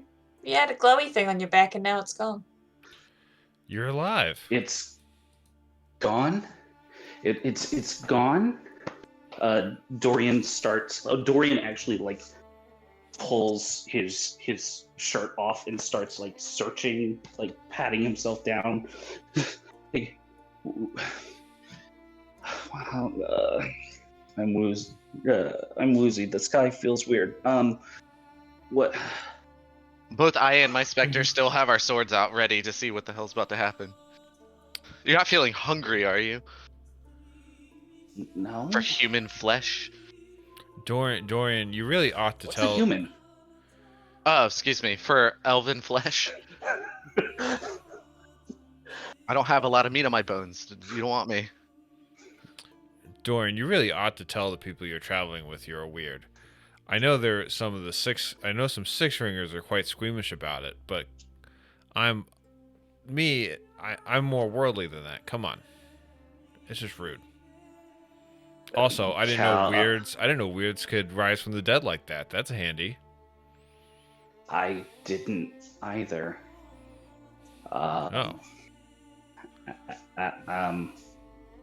I'm assuming that Al's been kind of bobbing along as all of this has been going down. Sleepy buck. Al.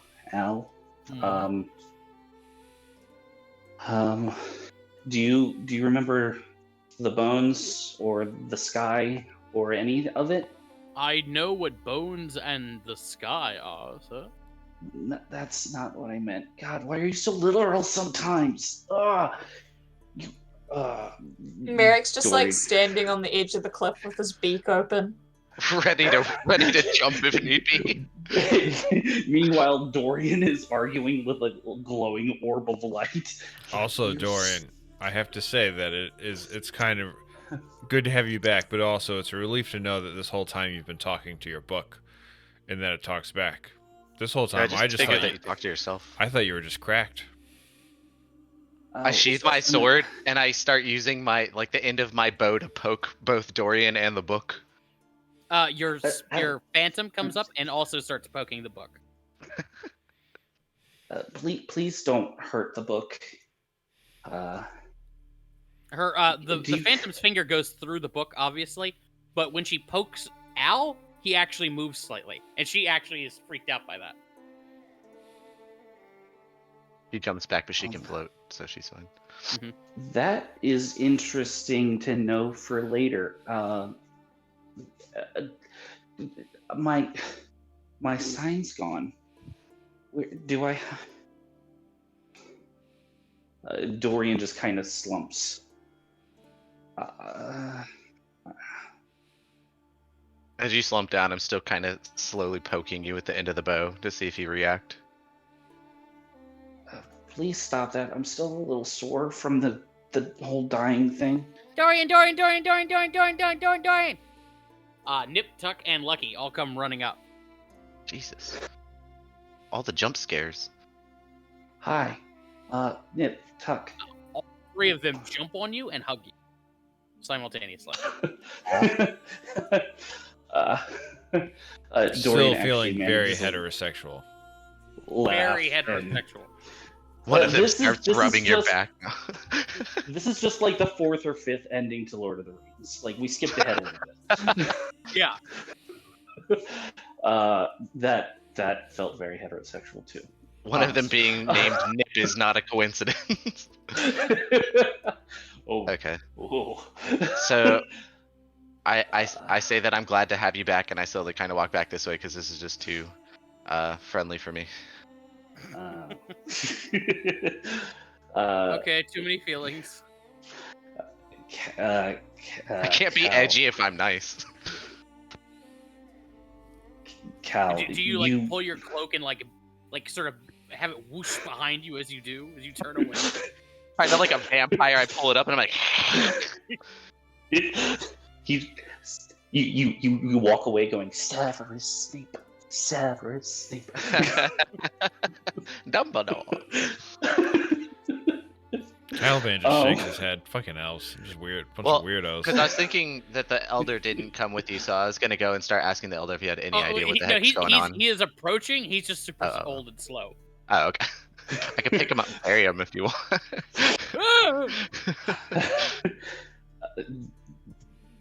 Cal, you have to, like, you know how some people react to weirds. It's generally best that I keep it a secret. Of course, I don't seem to need to keep it a secret anymore, I guess. Master Dorian, you seem to be in better spirits. We can still understand him? Yes. Huh. Cool. Dorian sort of looks to him and confused, but better, I guess. Did we get them out? Turns to Cal and Merrick. No, the abomination people. proved too. No. The abomination proved too powerful, and all the people too far gone.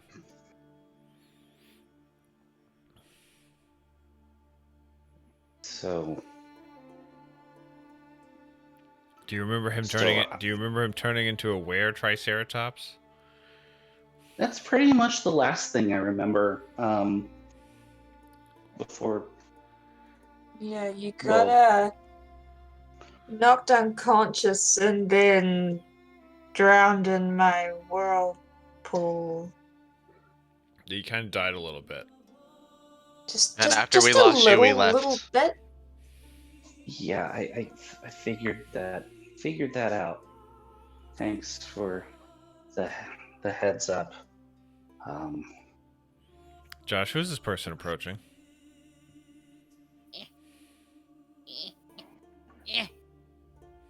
He comes over to the side. We got trouble! Caliban little comes Thanaton running comes over. up to the cliff and just yells out. Luckily, Trouble is my middle name. Uh, He Trouble? reaches behind. He like turns around. You can see he's got a little pack on him, and there is a arrow sticking out of it. He pulls it out. We've been discovered. Shit. I guess that means they followed us. Jolly, does dying count as a long rest? It does not. Josh. Also, Josh, have we had a short rest since coming to the village? You have not. God damn it. Okay. Fine. I look over. Okay, I know what to do. I know what to do. Everybody jump off the cliff. Actually, what's this little doohickey over here? Is this like a sneaky escape? It's the ladder he used to get up here. I'm gonna make my way So, around. like when Who's he? they approach the village, you go along here. Oh, this guy right okay. here. Yeah, you go up this I way, see. and yeah, go up there. Bugger, I thought it was like a sneaky escape route. Unfortunately, no.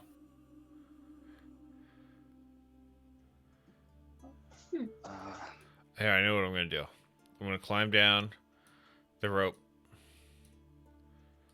I'm gonna tell this guy who came. I'm gonna cut it from the bottom. Pull the rope up.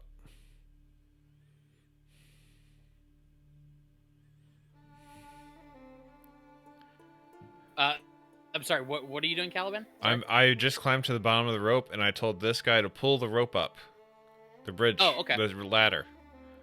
Yeah, he runs up, It's a good idea. does as he said.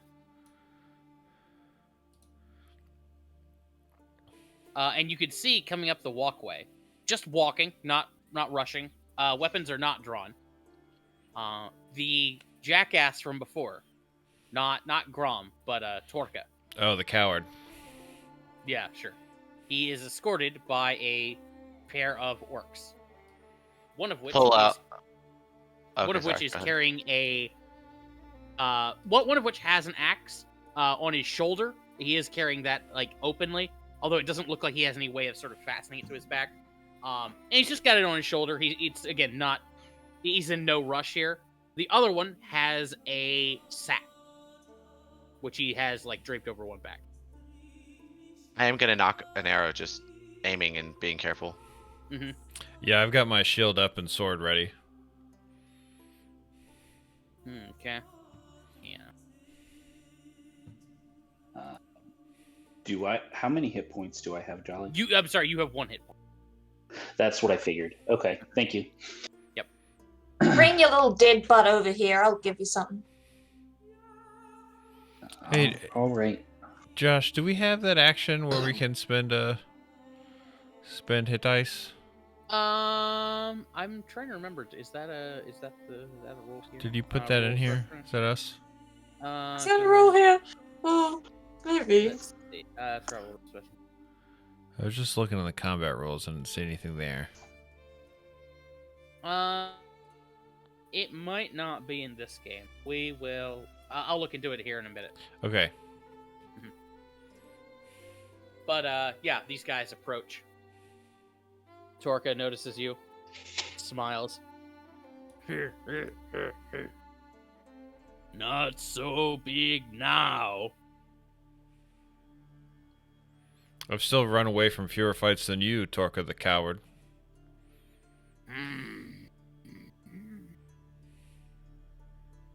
You talk big. I bring message. You will listen. Wizen. Just sound like a Dalek. You will listen. If that sack is full of heads, I'm gonna be very disappointed in you. The other Fanatons are starting to like gather and look at what's going on here. Wizen approaches. I bring message from Grom Godblood.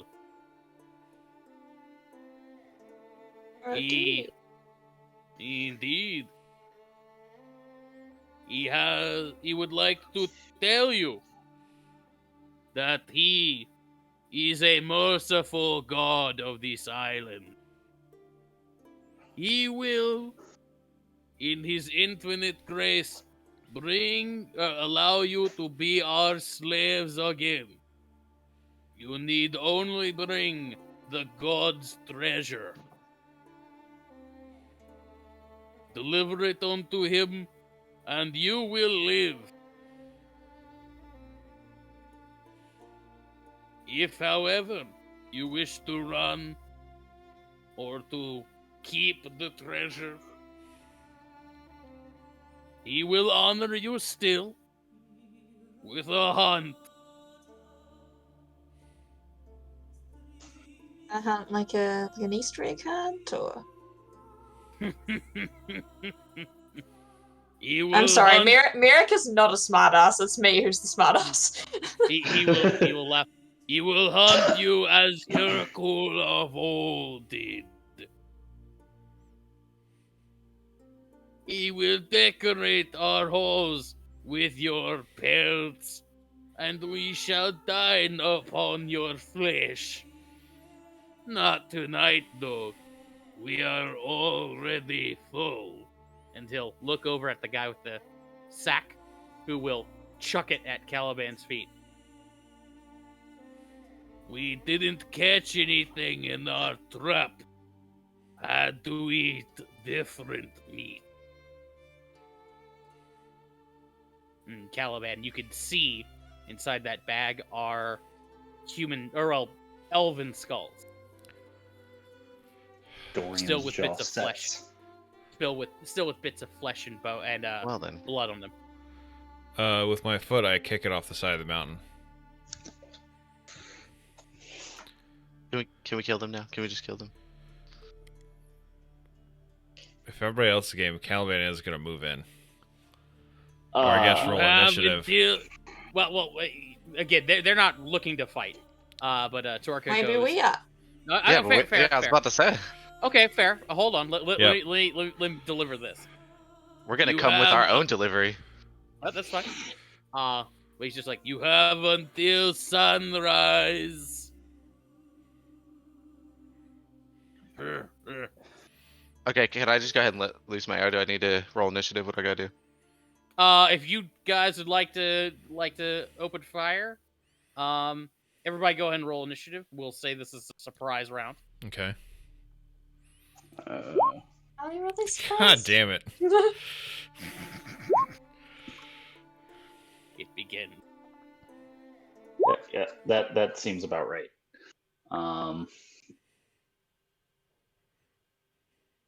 Sure, Dorian is clicked. I'll be back in like 2 seconds. Okay. While everybody's rolling, Caliban's going to say, So the abomination thinks himself so the abomination now blasphemes and declares himself god of the island. Just you wait, Torka the coward. I will bring a true god isn't back a to this god. island. If you think he is not a god, then you haven't been paying attention. After all, you seemed to all be praying when you ran. Cowards, weaklings. Okay, so even though I already see I haven't gotten the highest initiative, I want to start this battle off even if it doesn't hit him, if that makes sense. Sure. Alright, then I just go, alright, enough talking. I shoot the arrow, and even though I don't have the top initiative, we'll just say it hits next to him. No, it's a draw surprise. his It's a attention. surprise. It's a surprise round. We're going first anyway. Oh. Yeah. Oh, okay. Just, Okay, yeah. how long did I just leave just then? Like a minute? I don't even Uh, think you were gone for Not a minute. even. Stuff like that. So I left, I come back, and my seat has already been stolen, and the cat is curled up in a perfect little fucking ball, like dead asleep on the chair. It's because So quick. the cat not in time. saw your handiwork last battle and was like, I got this. Just jumped into So the you- grave so quickly. So pretty much, you experienced what I experience every D&D night. I say as I look down at striped cat asleep in my chair. Oh, poop. Okay, I was just trying to see if it would hit. Lasalius, roll for initiative. I don't did. even- Oh, you did?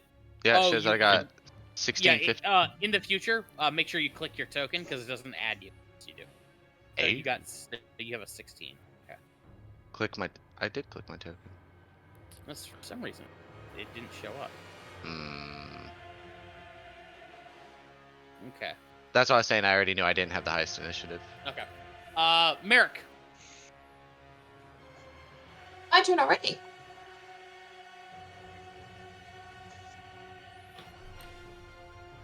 Let's see. Shit, did I really roll the best? Okay.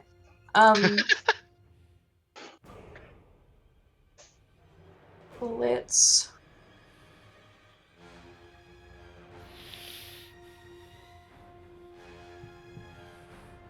Ice knife. Oh, The shit. fuck Nice. Okay. That's Nice. obviously a hit. Oh Woot. my god. Yeah. Merrick's angry about it, alright? Okay. Fuck He's yeah. mad. Holy shit. 30. You gotta have to hold him back. Now you learn not to talk trash to Penguin.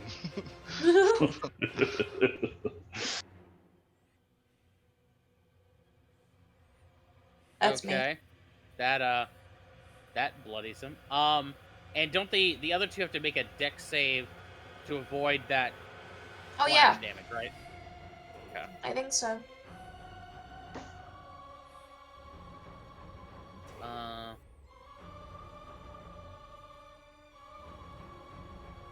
Oh, okay. So they act. Hang on, let me readjust that then. Okay, so he was at.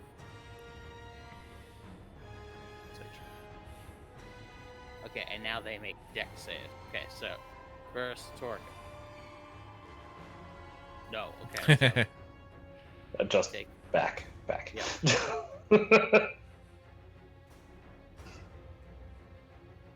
And now for these guys. Okay, one or that's an stupid. Dex. That's success. That is success. But they still. Okay. So they're still alive. But they ain't happy. They ain't happy at all. Okay. Anything else, Merrick? Nah, I'm done. Lasilius.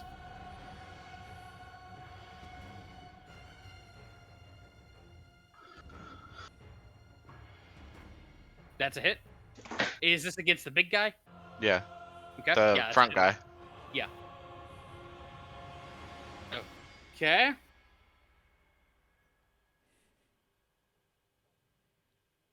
Yeah, he's still standing, barely. Anything else? I would imagine the ghost doesn't take fall damage, does she? It technically yes. I'm gonna say like this distance here, if she's consciously jumping down, would not be sufficient to harm her.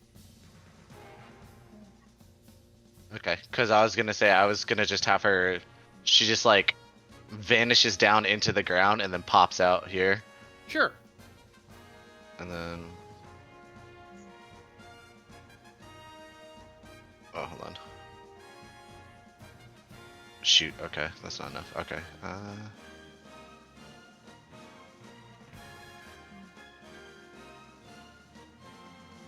Where Dang. you were to move? I was going here, but I'm trying to figure out Go where? right here. Oh, there you are. Okay. I don't think she has enough move though. Yeah, she should have enough movement. You should just hop down. Okay. All right, and then just gonna take a swipe at this fellow. That's a hit.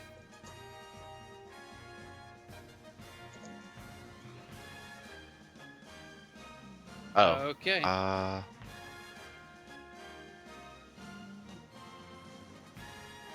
Barely alive. Anything else? That's okay. On this guy here.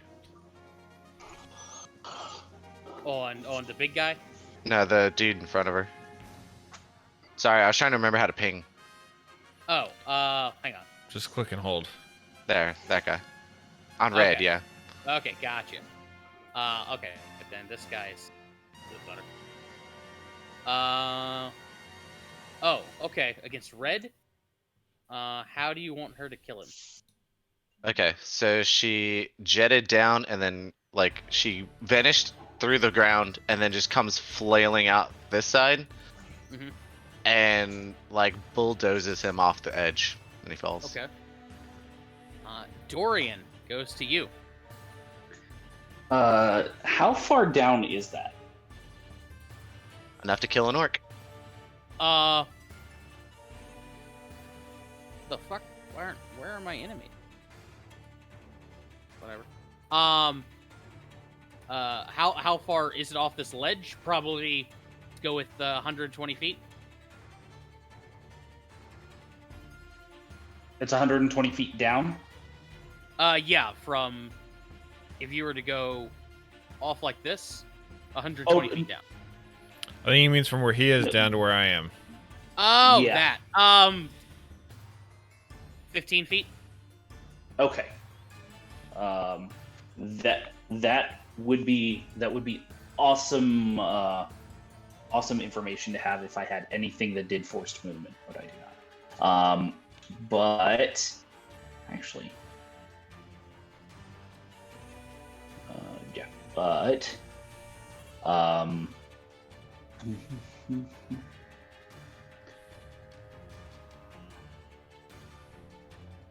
what Dorian will do is he will pull out he'll take his left hand, he'll pull out a little gem from his component pouch. Say, I hope this still works, I guess. He'll do at like shoulder level a circle and a rune, and a circle and a rune, and do a throwing motion. And he's going to try to chromatic orb lightning big guy here. Okay. So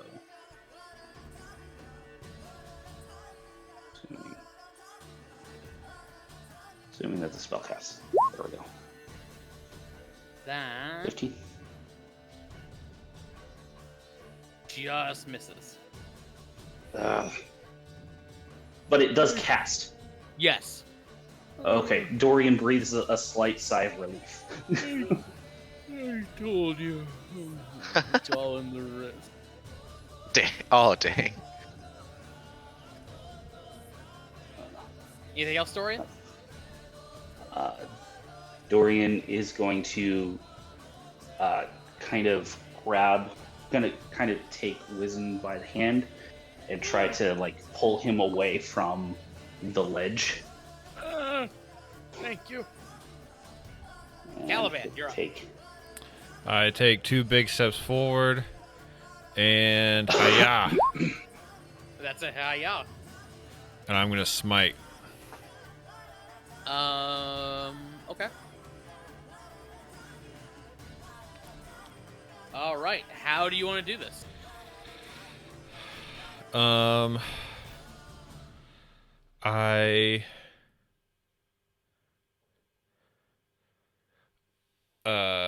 My arm shoots out, my sword goes through his stomach, and I whip my sword up and out, carving up through his chest, through his face, essentially opening him up like a lobster tail. Okay. Jesus. From belly button to head to top of his head. From Okay. neck to navel. From navel to nose. So you take out Sorka. Top of the round. Check something here. Okay. So Merrick, you're up first. Oh, and then I step forward. Oh, okay. As well. Yeah. So Merrick, you're up first. You could see that orc is, well, now he's all alone and looks terrified.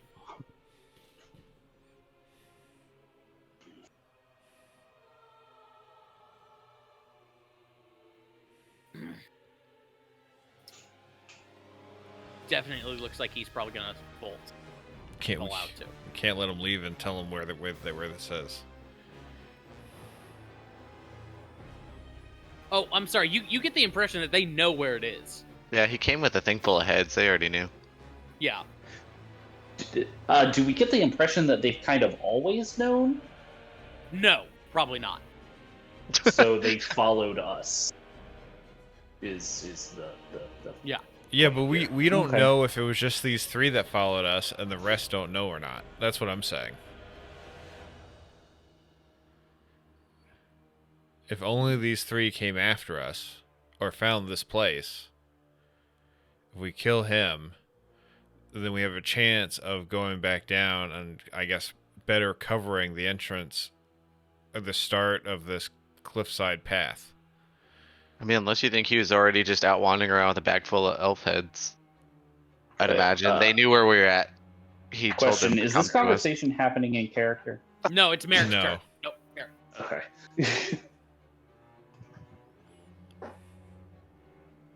You there, Alex? Yes, sorry.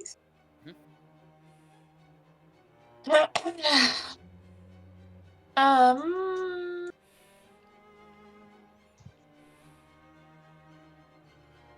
Let me just read this for a tick.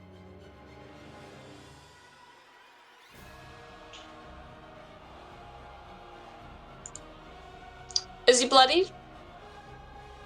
Is he what? Sorry. Bloodied. Oh yes.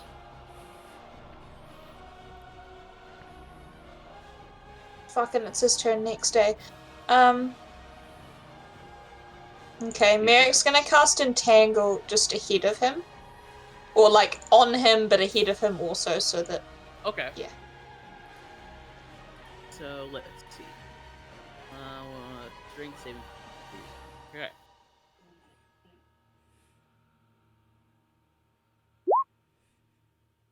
Shit. Okay. So he doesn't get entangled.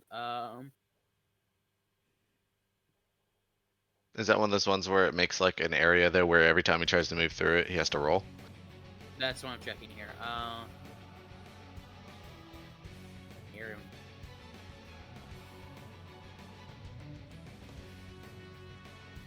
So no, if he enters it, he's fine. It's only the people in the spot where it pops up that have to worry about getting entangled. However, it is It's still difficult terrain. terrain. Yeah, it's still difficult terrain, so it's going to hamper his escape considerably.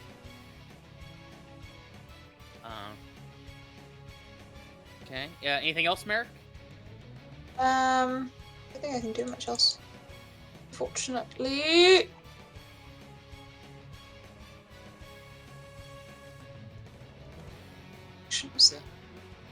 Was a full one. Don't I have any bonus actions? Yeah, I think that's me. Okay. The orc.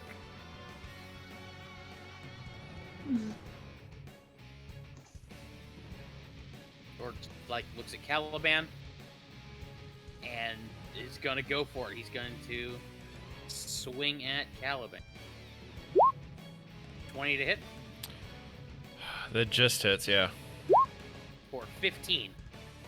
God damn you, Josh. I'm down. Of course he rolled max fucking damage. Well, Says something in Orcish. Probably very offensive. And starts to try to bolt. He's got to use pretty... I'm just going to leave him there. But he is... I think he's on the edge of your... does the ghost have opportunity attacks? Does it? Let's assume that it does. For now. So yeah, the ghost can actually get a swing at this guy as he runs away.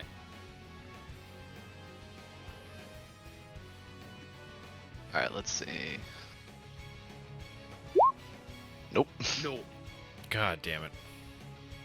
Goes to Lasalius. So this guy is about 30 feet down, or not even 30 feet, like 20 feet down the path.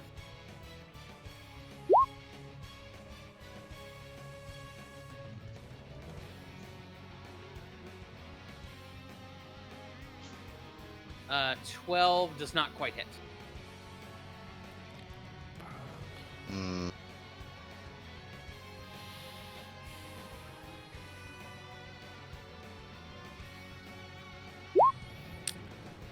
13 just hit.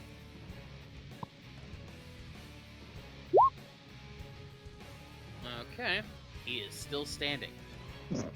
Oh, also, Josh, actually, he should be making a strength save because of entangle. Does he? No, it's just It's just when it pops up, it looks like. Yeah. Oh, sorry. Yeah. That was Lasalius. Goes to Dorian. All right.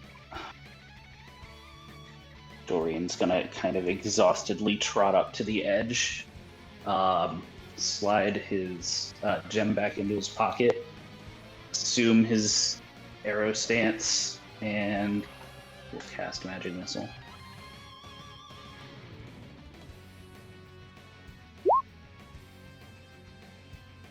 Oh wow, that's a good magic missile. How do you do? Yeah. So the light sort of like glows and kind of grows because he's casting at a second level and charges, and then the kind of dart that usually flies is a little bit more defined now, but just like all at once hits him and like kind of swirls at him from an angle and knocks him off of the edge of the cliff. Okay. He's getting a Disney villain death. Okay. So, with those three dispatched, the as I put the bow on my shoulder, I look to you and go, "Yeah, glad to have you back." Caliban, give me a death save, please. You got it.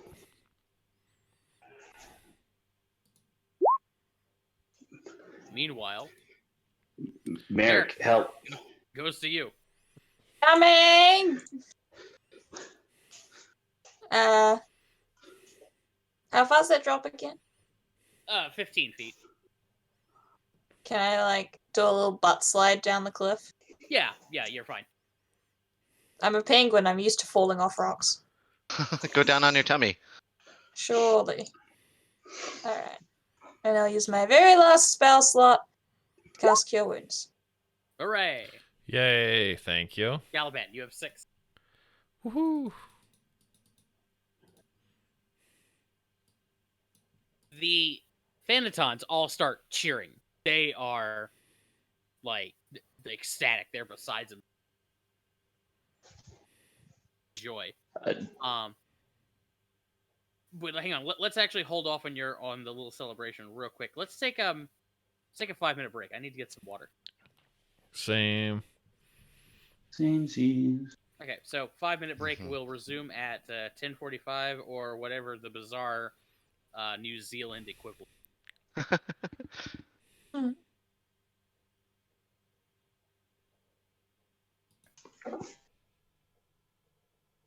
And Charlie, you're still Yeah, right? I'm here. Okay. So the Thanatons all come running up, super happy and very impressed.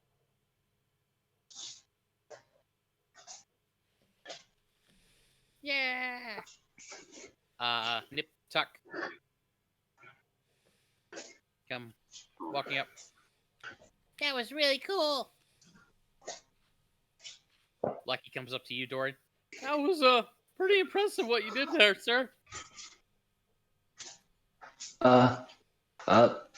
Thanks. Thanks, Lucky. Dorian will give him a smile, a worried smile. You notice Wizen is not joining in the celebration. Neither is Caliban. Nor is Dorian.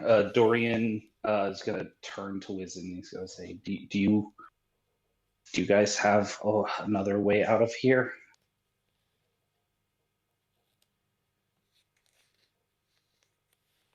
We do. We do. We can flee further into the mountains,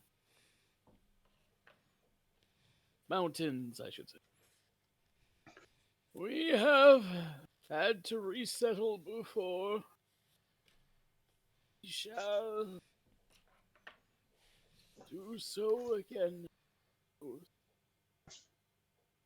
I'd say if you want to prep to relocate, you can, but I wouldn't just yet, because if we go and end this, then you're not going to have a threat. How are we going to end this?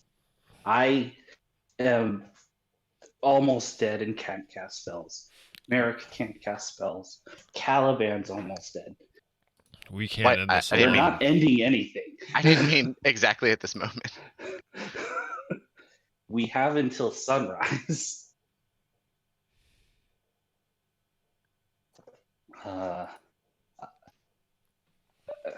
So if we rest up now,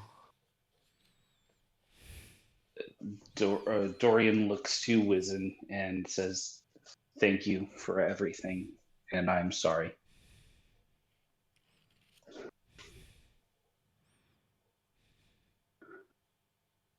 He nods. It's all right. Again, we can relocate. We have done so before. And start towards his tent, and Nip's just like, but Grandpa, we can't just. We're not just gonna pack up and leave, are we? Yeah, I'm afraid we are. We'll have to go into hiding again. But maybe, Grandpa, I don't want to go somewhere else. Why don't we just give him the treasure? Silence! Speak no more of this child. And he looks at all of you. But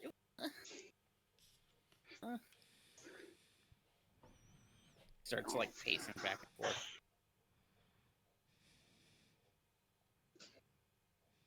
Tuck comes over, like hugs her, says something to her in a quiet voice. She calms down a little bit.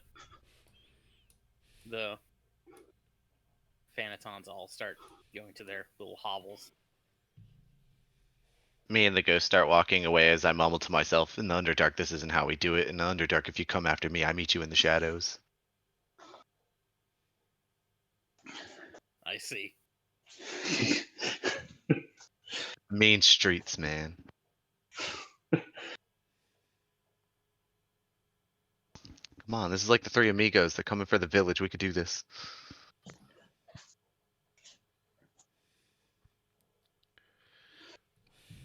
Dorian, as Dorian's just kind of standing there, and he looks kind of listlessly at the sky. It's better for the Caliban slowly makes his way back around to the village, to everybody else.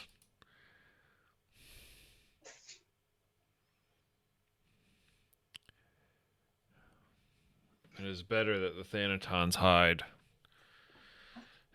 It'll take months for an expedition. Well, it'll take months for the God King to choose a new ruler for this island. And for an expedition to get together to bring it back into the fold.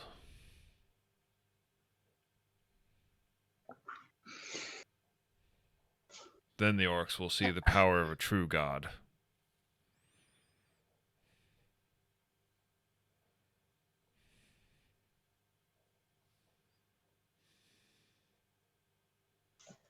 Were you saying something, Merrick? No, Merrick isn't gonna say anything in regards to that. He's generally tries not to get involved in things like that. Mhm.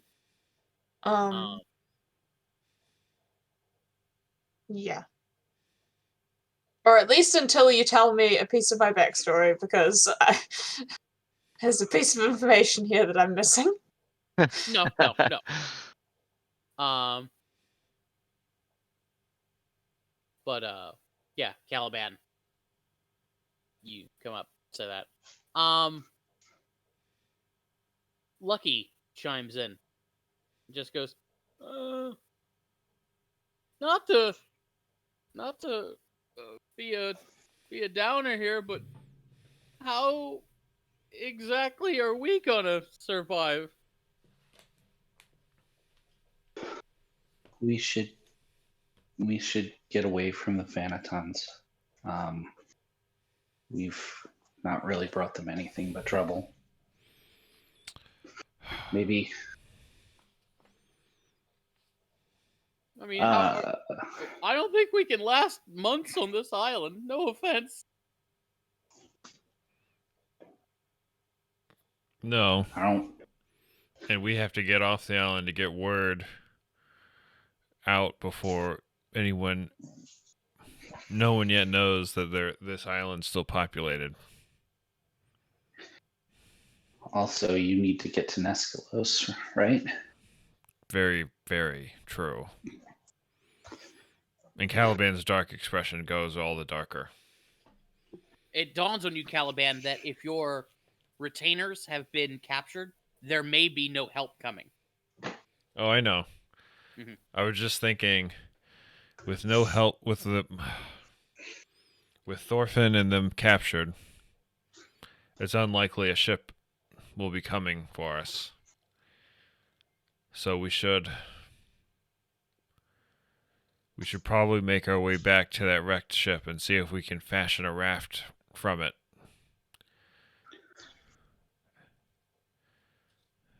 And try and make it to one of the goos or back to any of the It does Imperial sound silly when Islands. people say it. It's true. Yeah, Josh, this is what you did.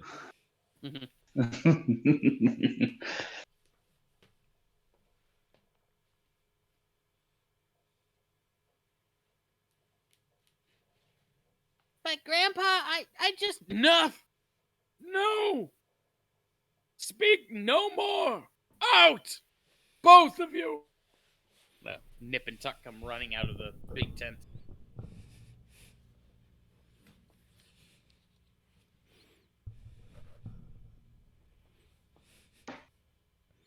They can come with us. Nip pouts and heads over to the water pool, flashes some water on her face.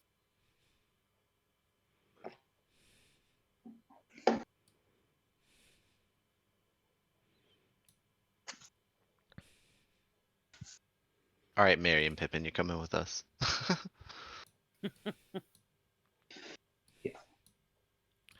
I'm gonna go into the tent and pack up what gear I have in there. Okay. Excellent way to repay their kindness. Kidnapping two of their young children. Not kidnapping. They're coming for adventure.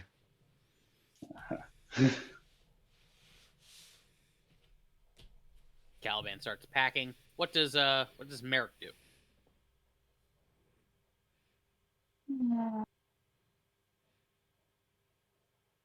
Hmm.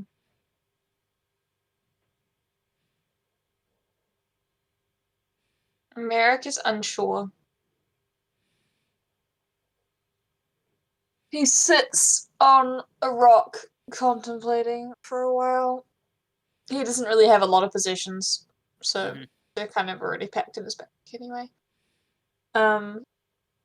I guess he's sort of wondering. He feels like by leaving the island, he's abandoning the Thanatons, but also by staying, he's endangering them. So he's like, Uh, Mhm. Having a little brain shit We're gonna at come the back. second. We're gonna come back to that. Dorian, what are you doing? Dorian is kind of holding his spellbook, and looking at the sky, saying, "Ow, are you still up?" Kind of rubs his head with his free Sir. hand. What are what are the odds that something bad happens to these little guys when we leave? Couldn't say so. Although, if our enemy are the trained huntsmen of a god of hunting, I suspect they are very good at tracking.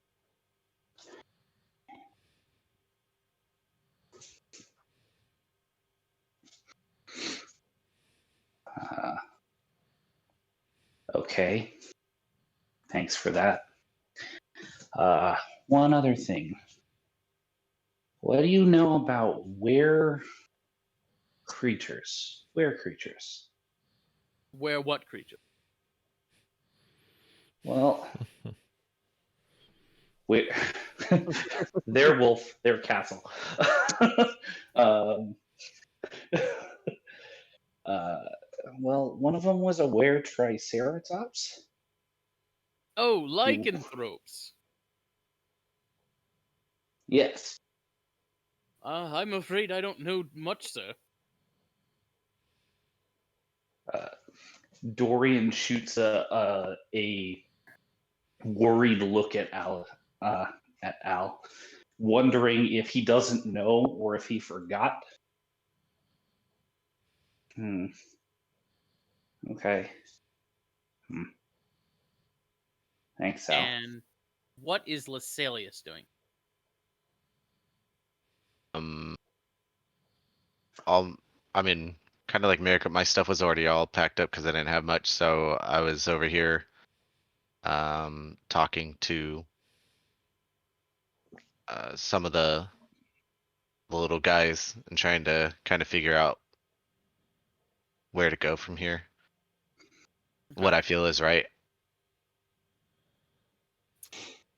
Merrick, as you sit on this rock and contemplate and watch all these people pack up, it reminds you of back home in the Frostmere.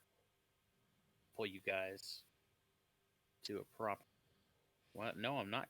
I'm a I'm a big dummy and I didn't load the image. Um, I yeah, didn't see any with the other ones either. I will direct you to the Discord of the map, big old map. Uh, Checking the general chat. The Frostmere is the big icy section down there at the bottom. Mhm. But we go back in time a few years to Merrick, your little home island, one of the many ones that exist in the sea around the main landmass. Wait, what am I missing? Hold on, are we supposed to be looking at something? Oh, like If you scroll up a little bit, you'll see the map. yeah. Discord general chat. Mhm. It's just above the Okay. formative alchemist thing. Yeah. No, is that what it is? That's what we're looking at. Yeah. Yeah. That's a yeah. Okay. That you could be looking at that. Um, but of the many islands that exist in that cold sea, yours, uh, your village exists on one of those little islands. Cold climate, however, the island itself was like heavily forested, lots of pine trees, um, really sort of like cold, like no, I guess it wouldn't be cold weather. Temperate rainforest kind of uh thing going on Mhm. in terms of obviously plenty of fish, occasional whales, things like that. But you recall when all that started to slip away. It started gradually. People started disappearing in the woods. Fishing boats would vanish, never to be seen again.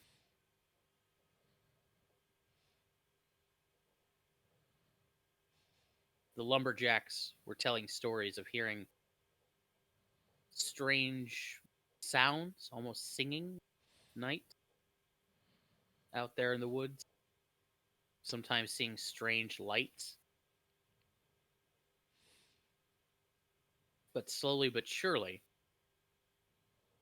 everyone got the distinct impression that the Fae of the island had become more wild, more aggressive, and more dangerous.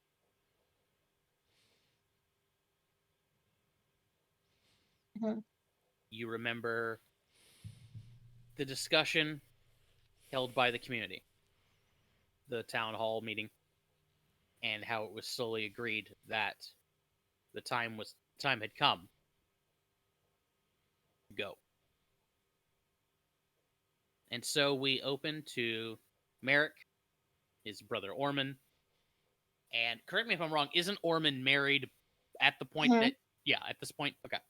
Yeah, so Merrick Orman and his family packing their things as they prepare to depart to islands unknown.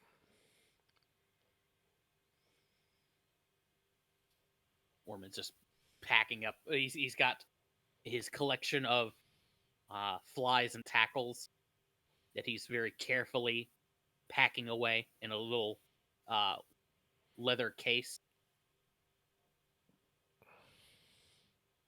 The kids are packing away, again, not a whole lot of possessions, but they're packing away what few toys they have. A couple of books, things like that.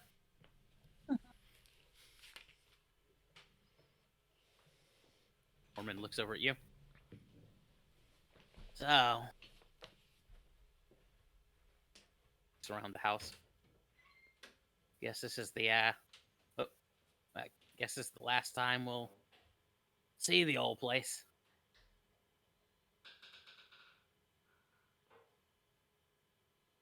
I suppose it is.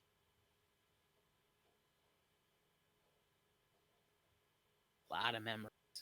You know, touch one of the beams.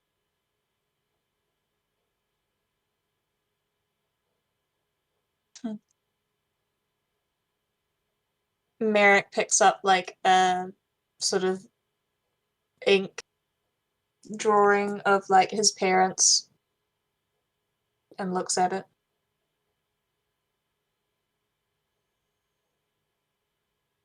Miss him too.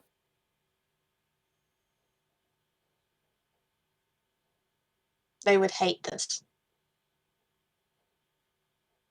I hate it. We all hate it. Well, what can you do? Fave. Well, we can't stay here anymore. Mom could have fixed it. We can fix anything. I don't. Just things used to be simpler. Feels like they get more complicated every year. I don't know what to tell the. We don't know where we're going just yet. Been asking questions. No.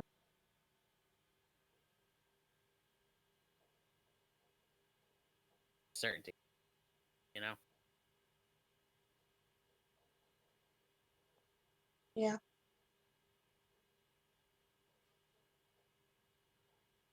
The kids come running up with their packs. All right, everybody got everything? Double check everything? They nod. All right.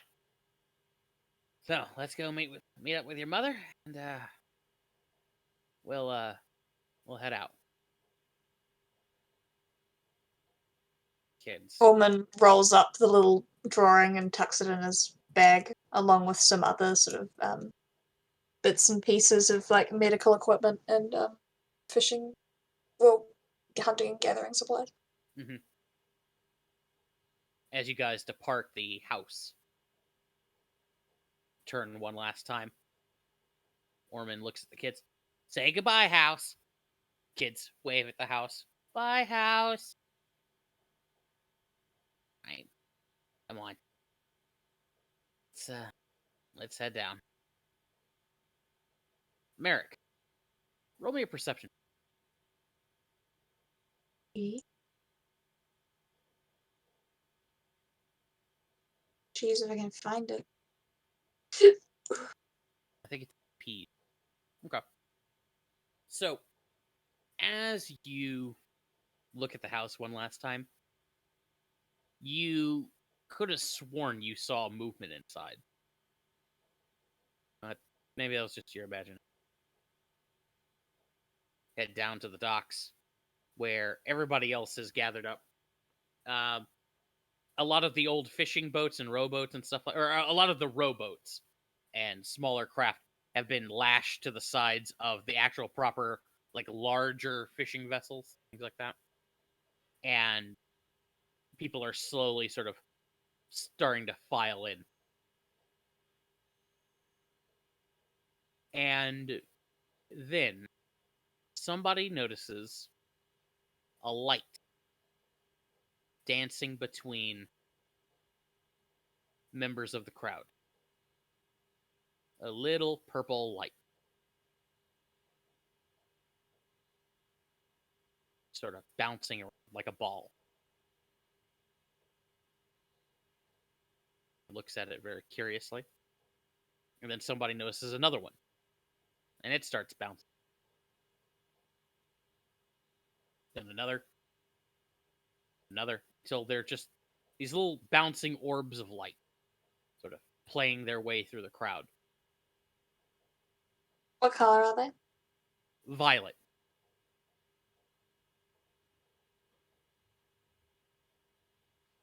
Are these the sort of ones that we've heard about the people seeing? People have been seeing lots of weird colors. Nothing about violet. Do I know anything about like the connotations with Fae and Violet? You roll me nature. Like a relation.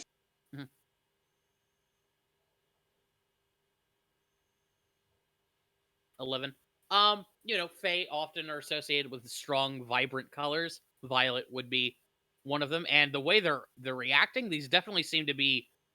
There's definitely an intelligence to them.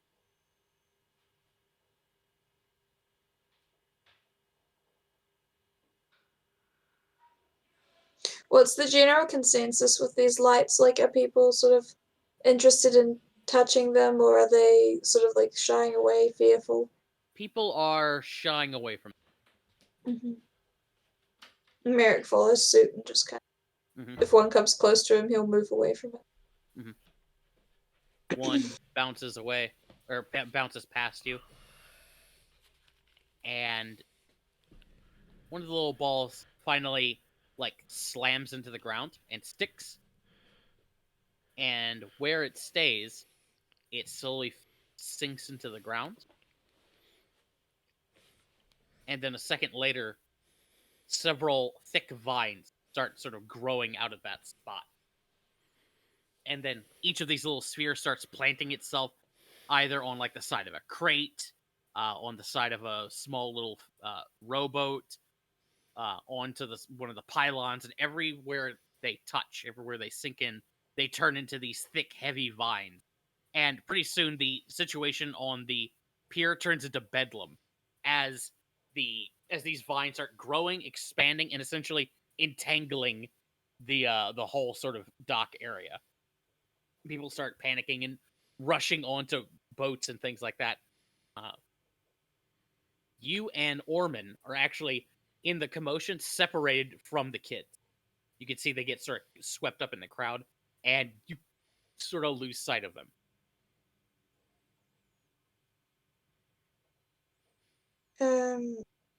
Merrick tries his best to find them. Like looking around, trying to toward whatever direction he is. Roll me a perception check. Jeez, these rolls are Ah. terrible today. Yeah, you're looking around for them. You can hear the kids crying over the sounds of people panicking. And you catch sight of one of their flippers in the crowd as they're seem to be whisked into one of the fishing vessels. Ormond shouts and is sort of shoving his way through. But Merrick, right about that point, you hear this beautiful melodic tone coming from back inside the village. Several people do actually, and each of you stops and looks behind you, and you can see that one of the buildings in the village suddenly collapses and is replaced with this uh, enormous. It looks almost like a giant lily. It has that shape of flower and those bright, vibrant colors: oranges, yellows, and violet. It is, however, like bigger than the actual house that it replaced. Then another house sort of explodes in a twisting mass of roots and vines with all these little yellow flowers growing off of it. And the whole village starts to just be consumed in vines and vegetation and these brightly colored flowers of every conceivable color of the rainbow. People start to panic as like the ground from underneath of them will suddenly surge and a big root will sort of jut up, tripping people everywhere. One person is unfortunately crushed when a house topples on top of them after being replaced with a sizable looking mushroom that's glowing with a faint blue phosphorescence, and the whole village just starts to, at this point, what little order there was breaks down into a full-on everybody get into the water. This place is basically being overrun. Mhm. um Give me an athletics check, Eric.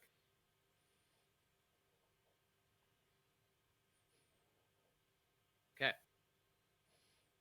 You unfortunately get like caught up in the crowd and are shoved into the water, or rather, almost like pushed or pulled into it by this surge of people. Over the next 30 minutes or so, people jump into the water, small boats are deployed. The situation just breaks down. Boats start going off in different directions. You're able to you're able to swim over to your old or to your old rowboat that had not yet been lashed to an actual ship. Able to climb into it, and you are able to find Orman's vessel without too much trouble.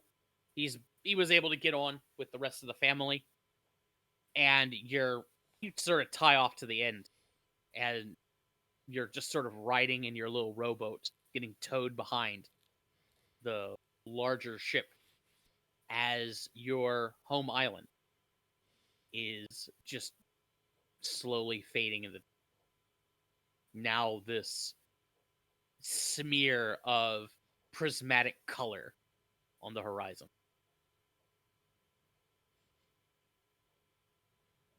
Come back, snap out of it, seeing all these Phanatons packing up their things, just like that day.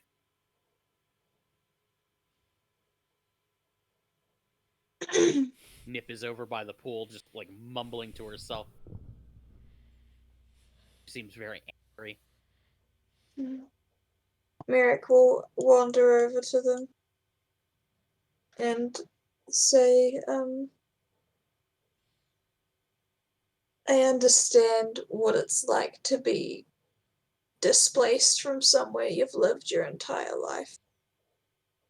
But there can be good things in places. Maybe there's a new kind of food you haven't tried before. It's delicious. Maybe you'll meet some new friends, or perhaps a new favorite place. There's much to be enjoyed from exploring, even though sometimes it can be stressful or sad. Your grandpa's just trying to make you not get eaten by those orcs. She looks up at you. Grandpa's being stubborn. He's being stubborn and superstitious is what he's being. Tuck is just like, shh, told you not to talk about it. No! She stamps her foot and looks at you, Merrick. This is all because of that dumb treasure. Him and the old traditions. Listen, I don't want to move, sure, but I mean, the thing is she looks at Tuck, who is looking at her terrified. She clams up. Fine. Come on, Tuck. We gotta get our stuff.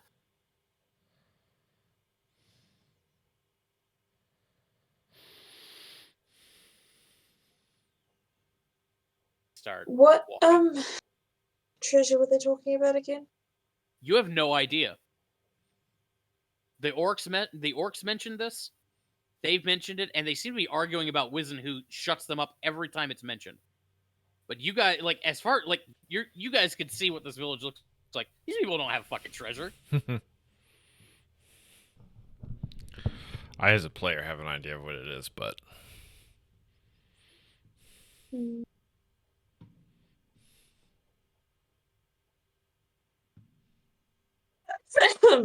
Merrick's gonna wander over to have a chat with.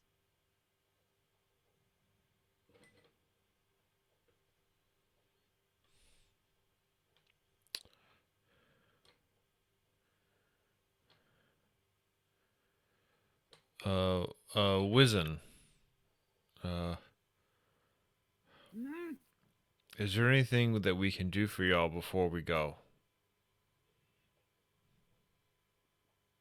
No. No. Just take care of yourselves. There's nothing to be done. So, what is this treasure business you've been mentioning? What is it that these orcs just can't have that, you know? Like, you say that, Wizen, like, shoots a look at the two kids, looks at you. We are but humble servants of an old dead god. There's no treasure here. Didn't he mention it before? Oh, right. Well, what are those? What are the orcs talking about then? Look at me. Do you really think I look like a treasure-hungry goblin? Like, my robes are resewn hundreds of times. I would I'm just like not. to say that the goblins somewhere are very offended.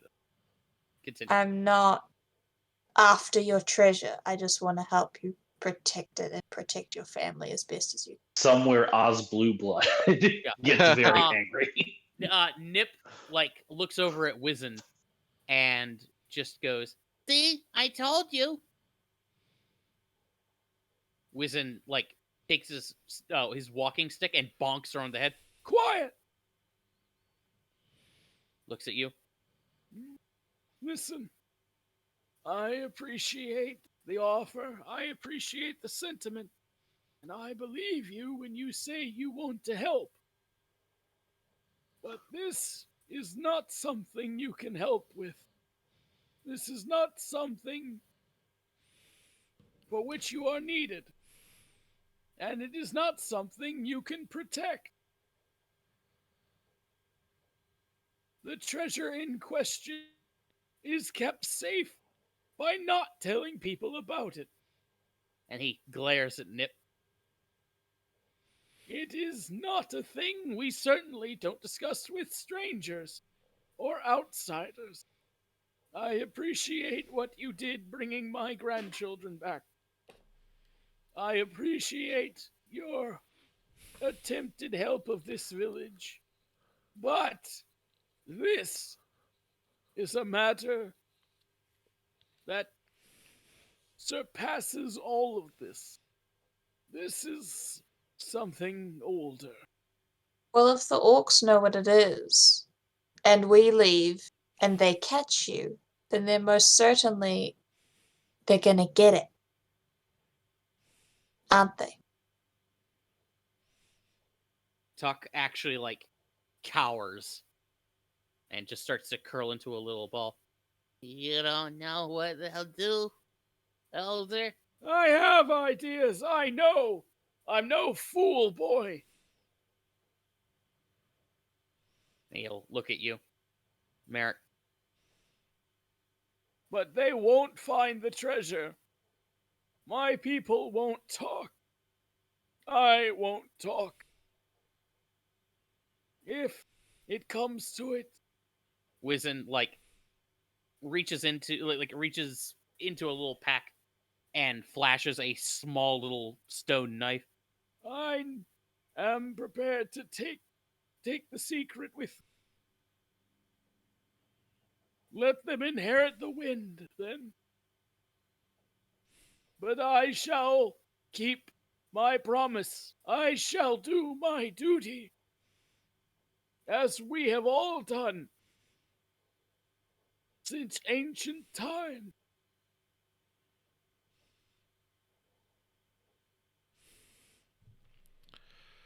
Wizen goes back to packing his things. We should probably be going.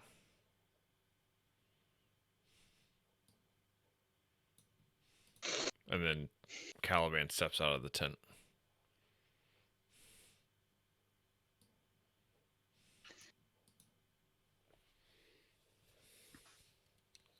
What do you Merrick do? sort of sighs and looks at the two cousins. Young people, not young people. Elders, huh? And shrugs his shoulders and leaves the tent. Old people, lame. Fuddy duddies. What fuddy duddies? Merrick looks at Wisdom and says, "Okay, boomer," and walks out. I don't know this So- playthrough. This playthrough so far, Merrick's feisty. I'm enjoying this. Josh, can we take a short rest before we leave? Yes, please. Yeah. You guys take a short Magic rest. users. I'm just Um, kidding. yeah. You guys. Would you want a short rest here in the village, or sort of get a little ways away then short? It's up to you. I'm fine going ways away. Okay. But I don't know how other So- people feel.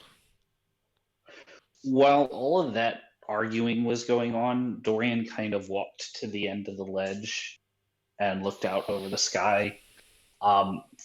He also turned around and looked at the standing stone to see if anything was different. Did he notice anything? The dots on the worked into the rune are now in the shape of the harvest. And Dorian, now that you have a moment alone, as you're sitting there standing in front of the stone, you feel a pulse of power somewhere within you, somewhere on you. Dorian, where is your new star sign located? Um. So Dorian looks down and uh, kind of right over his heart, he sees it kind of faintly glowing there, and gets very cold. Looks up at the sky and once again mutters, "It feels wrong," before picking up his shirt and trying to get it on as best as he can.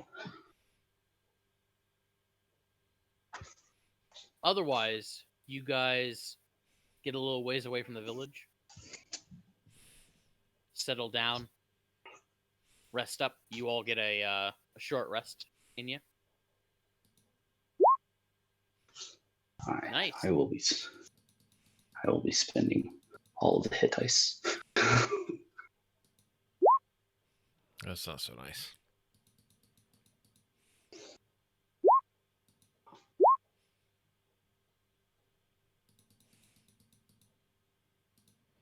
God, what else do I get back on a short rest?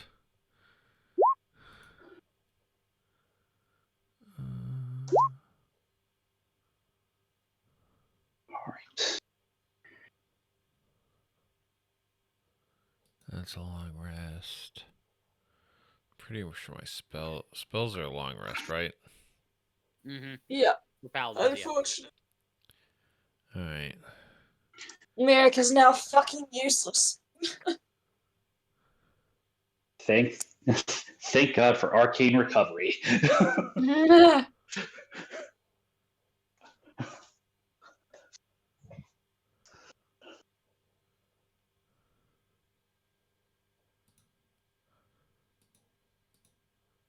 So as you guys take this short rest,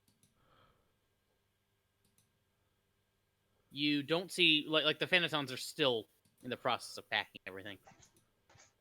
You notice down below at the base of the mountain, down there in the jungle, the orange glow of fires.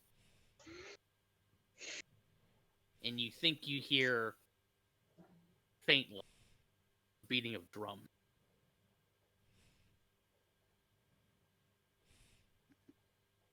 Oh Lord. We don't have a way to get past that, do we? I mean, yeah, you do. I mean, you guys could move across these mountains and get down from here. It's not a question of like you have to go past these guys or anything like that. It's going to take a while, but it is doable. The question is, they're going to be tracking. Yeah. Mhm. We either go forward or go through the mines of Moria. Yeah. As you guys are sort of noticing those campfires down below, you hear a rustling. You turn around. You see two little faces peeking out behind a rock. Nip and Tuck.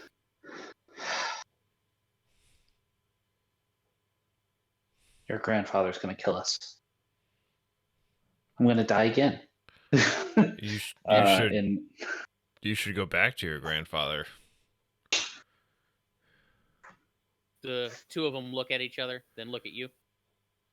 Nip's just like, I know where it is.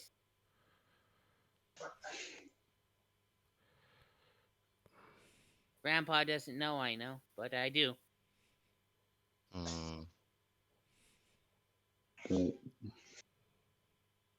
what is it? The treasure. The magic of the old god. Which is why he doesn't want it in the hands of the bad guy.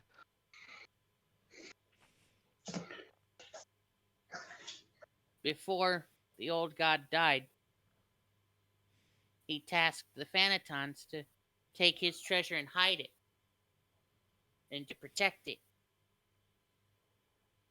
Do you That's what think there's any chance of the orcs finding it?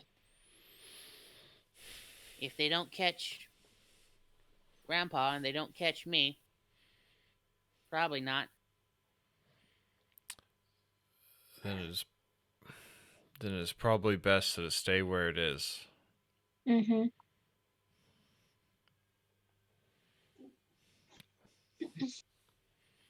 Okay.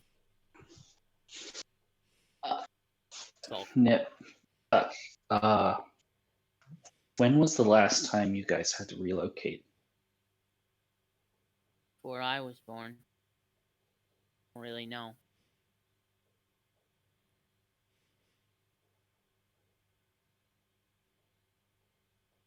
Tuck chimes in. Ah, I think it was about 10 years.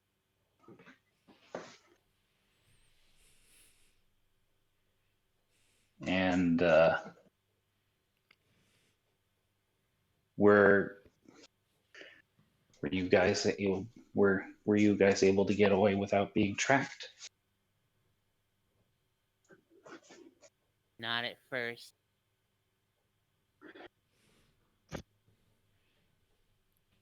Tuck looks down. Parents. Nip hugs him.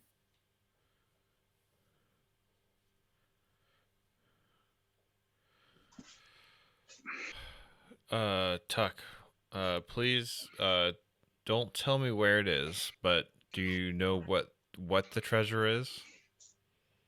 Nip looks at you. No, nobody knows. That got lost in a long time ago. So you've not seen it. You just Mm-mm. know where it is. That and that it's magical. Hmm. It was important enough that Hercule of old defied the God King to hide it. Uh, Dorian raises an eyebrow. Yeah, at that, Caliban's eyes kind of go wide. Like Nip notices that, and she just goes, "That's why. That's why the God King came." So the story. So Hercule had something, hid something that the God King wanted, and he wouldn't give it. So he punished for it.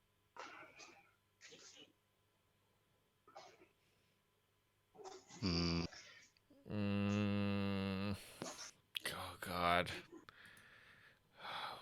Mm, I just thought that maybe if we found it, it could help somehow. Tuck chimes in. Kill Grom. mm, You could also lead the orcs right to it.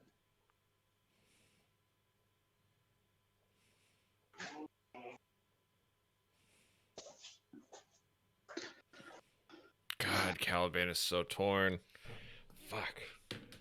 Well, why don't we end it here for today, and you guys can figure it out. Oh, God, you're really gonna make me stew on this rude. decision. We'll end it here. Oh no, Alex, can you not hear us? Oh no. No. Quick rewind. Alex, can you hear us? I really gotta post this. I really gotta post these episodes then. Yeah, I went to go I re-listen to the last know. one. I'm I like, know. no. I'm bad.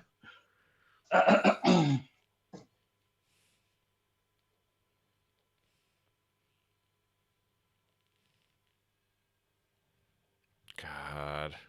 Oh, that sucks. Okay. Damn it. Hang on. try I'm gonna to hear try. what Hang the on. I'm gonna post try. I'm back. Alex, can you hear me?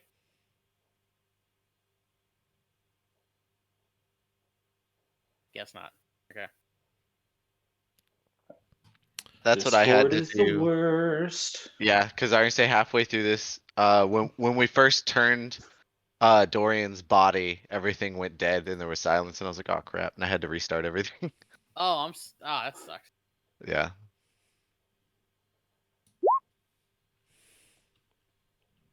That's why I came back into it trying to figure out what was going on.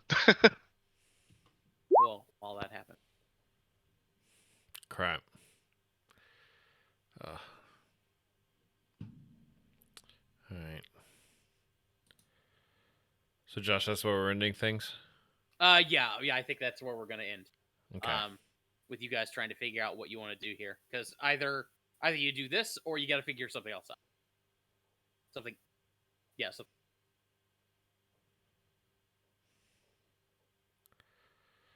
All right.